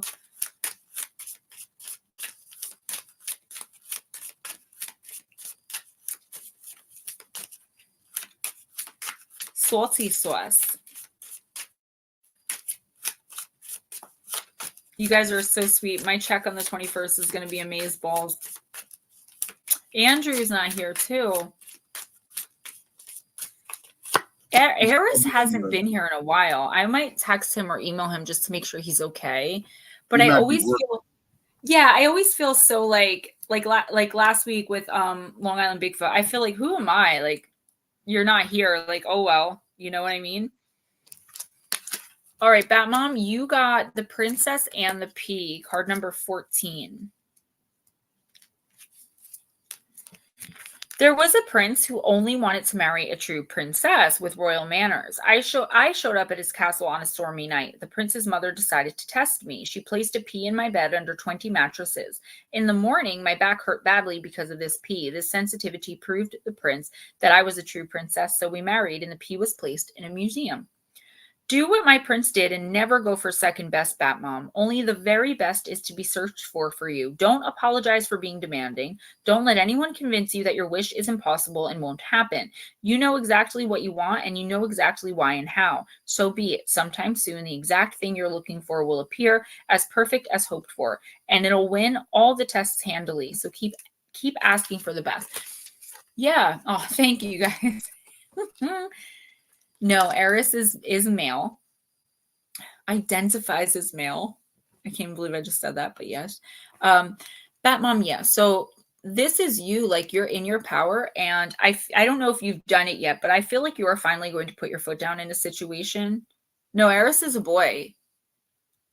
Eris is a guy, I'm sure of it. You're about to put your foot down about something if you haven't done it already. It's like enough is enough. I'm done. And it's like no holds barred. Nothing matters except you dealing with this situation. The universe, as it usually does through these cards, tells you like, Batmom, you are right. You should have done this a long time ago. You deserve better. You don't have to make any apologies. Okay. Whatever this situation is, it has to, I know you have like side stories like we all do, like these side plots. This has to do directly with you, because not if it's other. Eris is a guy, guys. I'm 100% sure because I've asked him. He's a guy. Eris is a guy. So I have to think now that it may be something that's coming in that you're finally just like enough is enough and putting your foot down. So we've been talking about staying in our comfort zones because it's just easier. Like it's easier to sit here and detach emotionally from like abuse or toxicity or negativity, whatever's happening, than to pack up our things and find somewhere to live and put a down payment and have to do it on our own for a little while. Like it's just easier to say. You are in a position right now, like you're in a position right now where it's like, okay, I'm done. And I'm not saying like you're leaving your man or like any, but there is something that you are stepping away from and you're doing it in your power. The universe wants to make sure though that you don't like backpedal. Like don't let someone guilt you. I'm going to tell you exactly what I'm seeing. Okay. Cause I don't understand this. You're like, no more. That's it. I'm done. You walk away and you get a little tinge of guilt. And then the person, they may not actually cry, but this is the universe, your team showing me like a guilt trip. How can you do this to me? And then you turn around and you feel bad and you go back. Don't let anyone manipulate your emotions or manipulate anything about you to stop you from doing what you're supposed to be doing. Whatever this decision is, it's meant to be made properly, and go with your gut, go with your first instinct, because deep down inside, Batmom, you know that what's happening is wrong. You know you deserve better. And if you don't, the universe is telling you now, do it.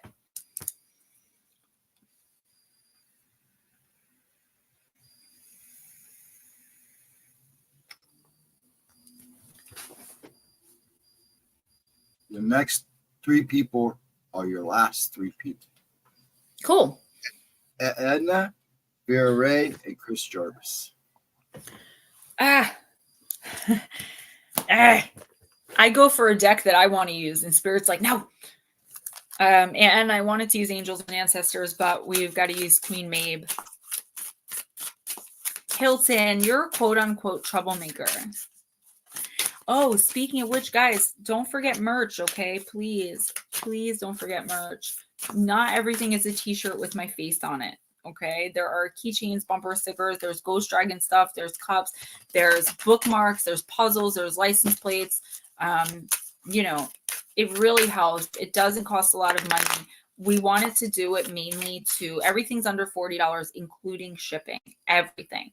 So we wanted to do it to get my name out there, to get my brand out there. It wasn't about the money. So it is all very cheap, especially for the quality of it. So just check it out for me, okay? It's embarrassing when only one person purchased merch besides like my family, but it is what it is. I'm not that big. I get it. One day I'm going to have people begging me for merch. And you know what my goal is on merch? I'm going to have a Gemma Jade plushie. And it's going to be wearing a dress with a petticoat. I'm telling y'all. And a little pink wig. Bat Mom, it'll come to you. I was seeing like it's not really present. Like it's just starting to form in your brain, baby. You're just starting to understand this is not like, I'm not going to put up with this poop. Nah. And it's like whatever's happening, it's like more and more. So for example, someone stole $1 out of your purse and you're like, just $1. All right, I'm going to let it slide. No one. Then they took $5 and you're like, this son of a gun, like, all right, I'm not going to argue, but this guy, you start hiding your purse. Then you notice 50 is missing. And now you're like, oh, hell no. That's the type of energy. Like, it's like this person is like taking a little bit more. And they're stepping over the line. That Mom, exactly. I've had 2 people tell me in the whole time I've been doing this that I was wrong and I was a fraud and they had no idea what I was talking about. And then within 2 weeks, both of those people at separate times told me that they were sorry and like it did happen. It did come true and they were glad that I read for them. Yeah, the glow in the dark tumblers, there's 2 of them. So there's the Ghostdragonzw one he just showed you and there's also a Gemma Jade one. But one of it's not just me. I have a Plague Doctor shirt that's really cool looking. It has a Plague Doctor on it. I wear it all the time. It's mint green. And there's also the haunted house image with the ghosts and stuff that says Gemma Jade Paranormal. It's just about the Gemma Jade Paranormal name. Yeah, Hilton, it really is. It's like an investment. So that's at jivecreations.com. Johnny Yuma, welcome. Yeah, Edna, you got Venus in the Sky. Card number 42. Guys, if you missed out on shorts, some of it's me rapping. But some of it is important stuff like the readings for the month. Do your sun, moon, and rising, guys. And if you don't know what that is, go to cafeastrology.com. They will give you like a 68 or 70 page detailed information about just you and your chart. But the most important thing is getting the sun, moon, and rising. Now, if you don't know the time of your birth within 2 hours, don't do the ascendant, don't get the rising, but sun and moon, definitely important. The moon governs your emotions.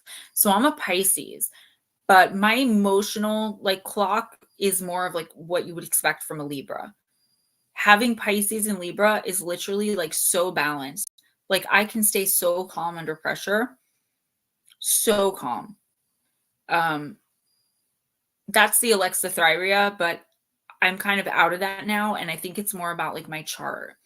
I struggled with alexithymia for a really long time. But now I just think it's about like the balance of like my sun and moon signs.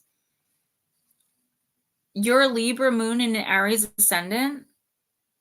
So am I. No, you're a Libra sun and an Aries moon, right? That's so weird. We have 2 of the same. Okay, I wonder if you have Pisces there anywhere. Doesn't seem like you do, but you might. All right, I'm sorry, and be magnetic. You possess a uniquely mesmerizing beauty. Embody it now for your own personal enjoyment and to bless the world with divine light. Venus is the goddess of love and the brightest planet in the sky. In both these roles, she both receives and broadcasts radiance as if she is swimming in an ocean of brilliance, absorbing it, sharing it, and reveling in it. As she both bathes in and blesses the world with divine luminosity, she leverages these polarities of receiving and giving to continually increase her own glorious glow. Be a devotee of your own magnificence. Cherish the goddess-like beauty within you. Cleanse away anything that limits your shine. Patiently coax your inherent sparkle with relaxation, inspiration, self-adornment, and self-care. Essentially, you must now find the energy of magnetism, sweetness, and attraction within you. You can then easily use that energy to draw love, romance, attention, abundance, and anything else you desire. The goddess of love does not restrict her charms to the young or conventionally attractive. She blesses and dwells within everyone.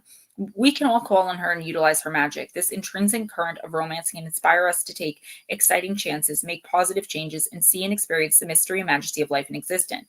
No matter what your question or current situation, Anna, your answer is this. Access the quality of divine beauty within you. Invoke the love goddess, surrender to her and let her take over. Fall in love with nature, with music, with colors, with textures, and with scents. Slowly savor smooth chocolate or sweet fruit. Sway to a hypnotic beat. Gaze at the sunlight dancing on the sea. Once you are well and truly flowing and shining with the goddess's beauty, your momentum will effortlessly carry you toward the sweetest and loveliest of lands. And this isn't really talking about romantic love. No, I didn't even see that before I said that. Damien's a Libra and my lips are sealed. you know, my son Kyle's my Scorpio baby, and we've always had a special connection with the water sign. Then RJ was born, and he's triple Cancer. So he's Cancer sun, Cancer moon, Cancer rising, which is kind of rare. But every combination has a thing. So mine is I feel. RJ's is mama's boy. Like a triple Cancer, their quote is mama's boy. So even if they're a girl, it's like daddy's girl, right? They're real close. Yeah, Damien. My baby. All right. He has no idea I'm using his computer. All right. This isn't talking about romance. It could be, but not for you, right? So this is talking about finding, like, you're strong and you're independent and you're feisty and you've got spunk, like we were saying. But you have to find your softness too. I feel like, Anna, this is a time for you to allow yourself to be soft. And I don't mean a pushover or a doormat. I just mean accepting help from others who genuinely want to give it and loving them for that. Not feeling like I can do this, I got this. Like, let people help you, right? Now is a time in your life where there are going to be people who are going to help you because they want something, but you are wise enough now and more and spiritually aligned enough that you know the difference. And there are people who are genuinely trying to help you out of love. You need to, I know, but you need to let them. That's what this card is talking about. There are people who genuinely love you and would do anything for you. And if you're blocking them out when you really do need them the most, you know, what signal are you sending them? What is their love worth to you? I know you're not doing it on purpose, but think about it, you know? The universe is bringing it up for a reason. That's your team. Who's next? Vera Ray.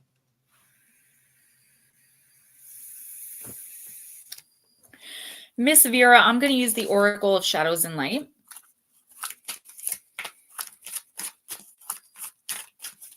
Maryland.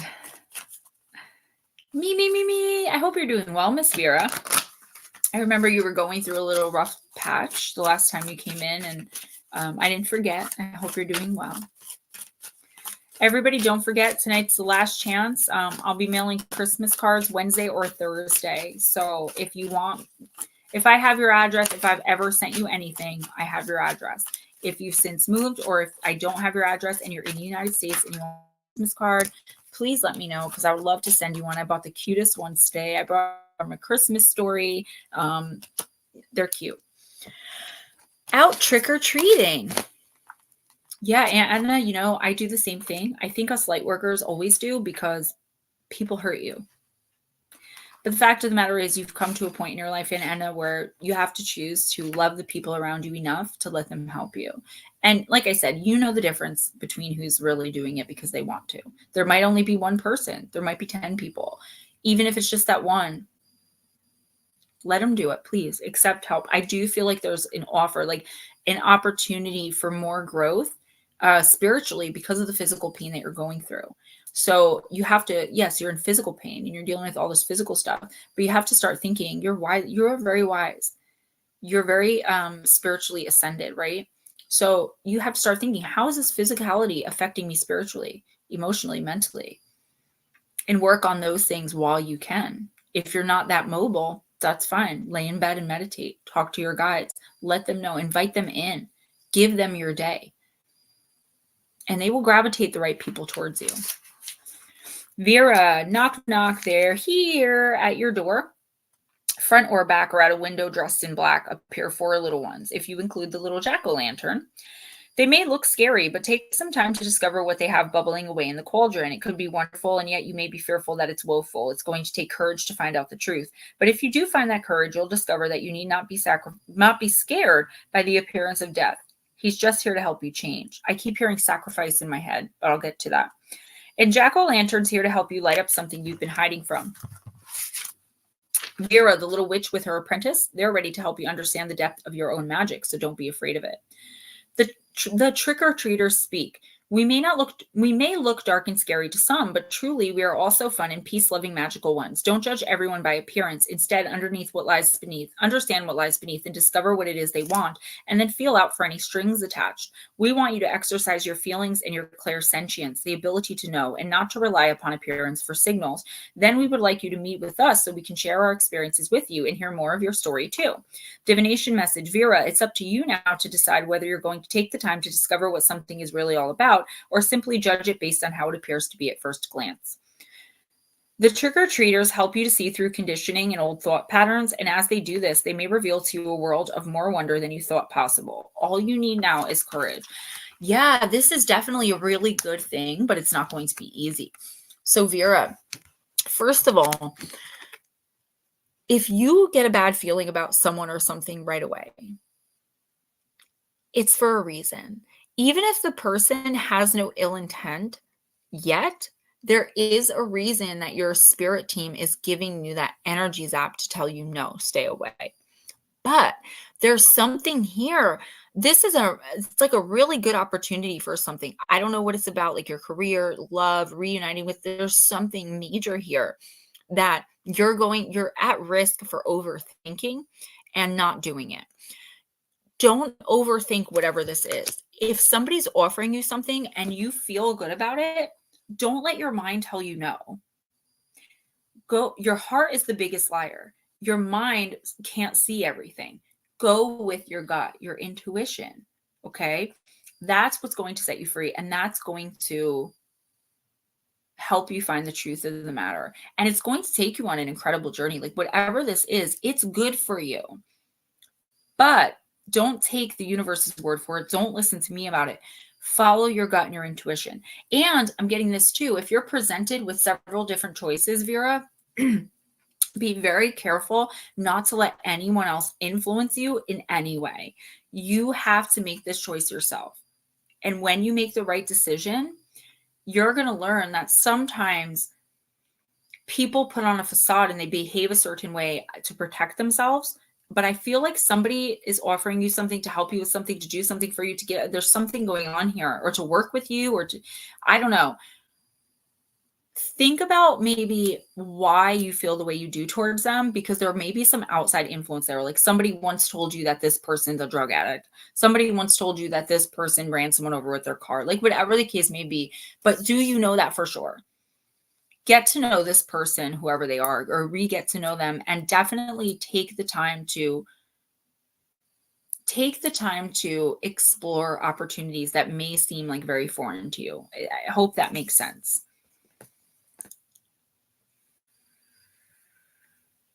Okay, it looks like Chris is the last one because Johnny Yuma's not answering. So okay. It's Chris, and you're done. Okay, it's okay. Okay, it's okay. I'm going to go ahead and leave. You are? Yeah. Okay. Are you okay? Okay, well, it's kind of weird. You're not really okay. You've been blinking out all night. I noticed. You can go, definitely, but I mean, I'll stay. As long as you're all right. No, I'm just, my nose is driving me nuts. Okay, I'll message you when I'm all done here and laying down. No, you're okay. I'll stay. I'll stay till you finish this reading. I always do. I'm sorry, what? I said I always stay until you finish the last reading. That's why I was like, are you good? Like, you can definitely leave, but you have a habit of not telling me when you're not okay. So, yeah, Raven, no one leaves. Deal with it. Yeah. This is the stream that doesn't end. It just goes on and on, my friend. Some people started watching it not knowing what it was, and we'll continue streaming just forever just because this is a stream that doesn't end. Lamb chop, yes, lamb chops, play along where kid comes to play along. All right, Chris, don't forget, guys, Monday morning at 11 a.m. Eastern time, it will be the Devil Man of New Orleans and the Greek Vriolakas. Yeah, Vera, it's a little bit confusing. In the simplest terms, somebody's going to offer you a really incredible opportunity, and your first instinct, because of outside influence, is going to be not accept it. Pro commenter man, I don't know if that's what you feel like doing. Go ahead. Let us know how it works out. Guys, just remember the ignore rule, okay? Just in case. Kangaroo, of course, you got the card that's messed up. I was thinking before, there's one card in here that's really messed up. You're welcome, Miss Vera. Thank you. So, Chris, you got the kangaroo, and on the card it says, be a force for good. Archangels Raquel, Garacisa, and Sandalphon. Let's find the kangaroo. So the kangaroo on the card says be a force for good. The kangaroo in the book says act as a peaceful warrior. So basically the same thing. You guys are so amazing. Thank you so much for showing up tonight. What happened?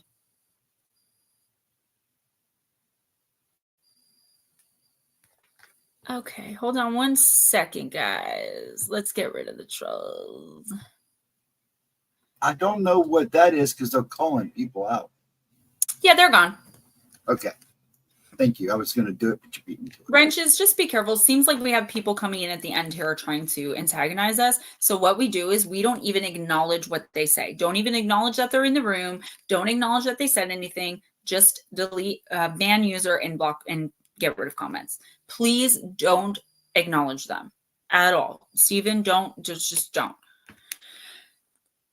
Okay. Chris, this is the card of wise, balanced, compassionate leadership. Be a peaceful warrior, an upholder of justice and equality, particularly help those who are vulnerable.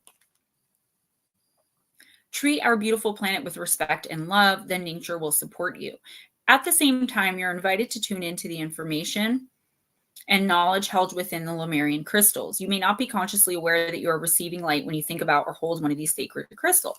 Nevertheless, a download of keys and codes for the new golden age is being transmitted to you and will enable you to ease your journey through life. Be open to receiving it. Oh, I forgot to give you your wrench back, Blue. I'm so sorry. I'm not on YouTube right now. Please remind me the next time we do a stream, okay? I'll be at home on Friday next week and we can get you back. I'm so sorry. You did tell me that and then I forgot. If I was on you, I'm not on YouTube. All right, Chris. I feel like there is a situation either in your life right now or something coming in where it's going to be really hard for you to keep your cool. And I feel like, Raymond, I feel like that's not really a usual thing for you because I get a very peaceful energy from you. Obviously not perfect. Everyone has their moments, but I just get like you're a good guy, you know? And not in a bad way at all. So I do feel like someone or something here is really testing your patience.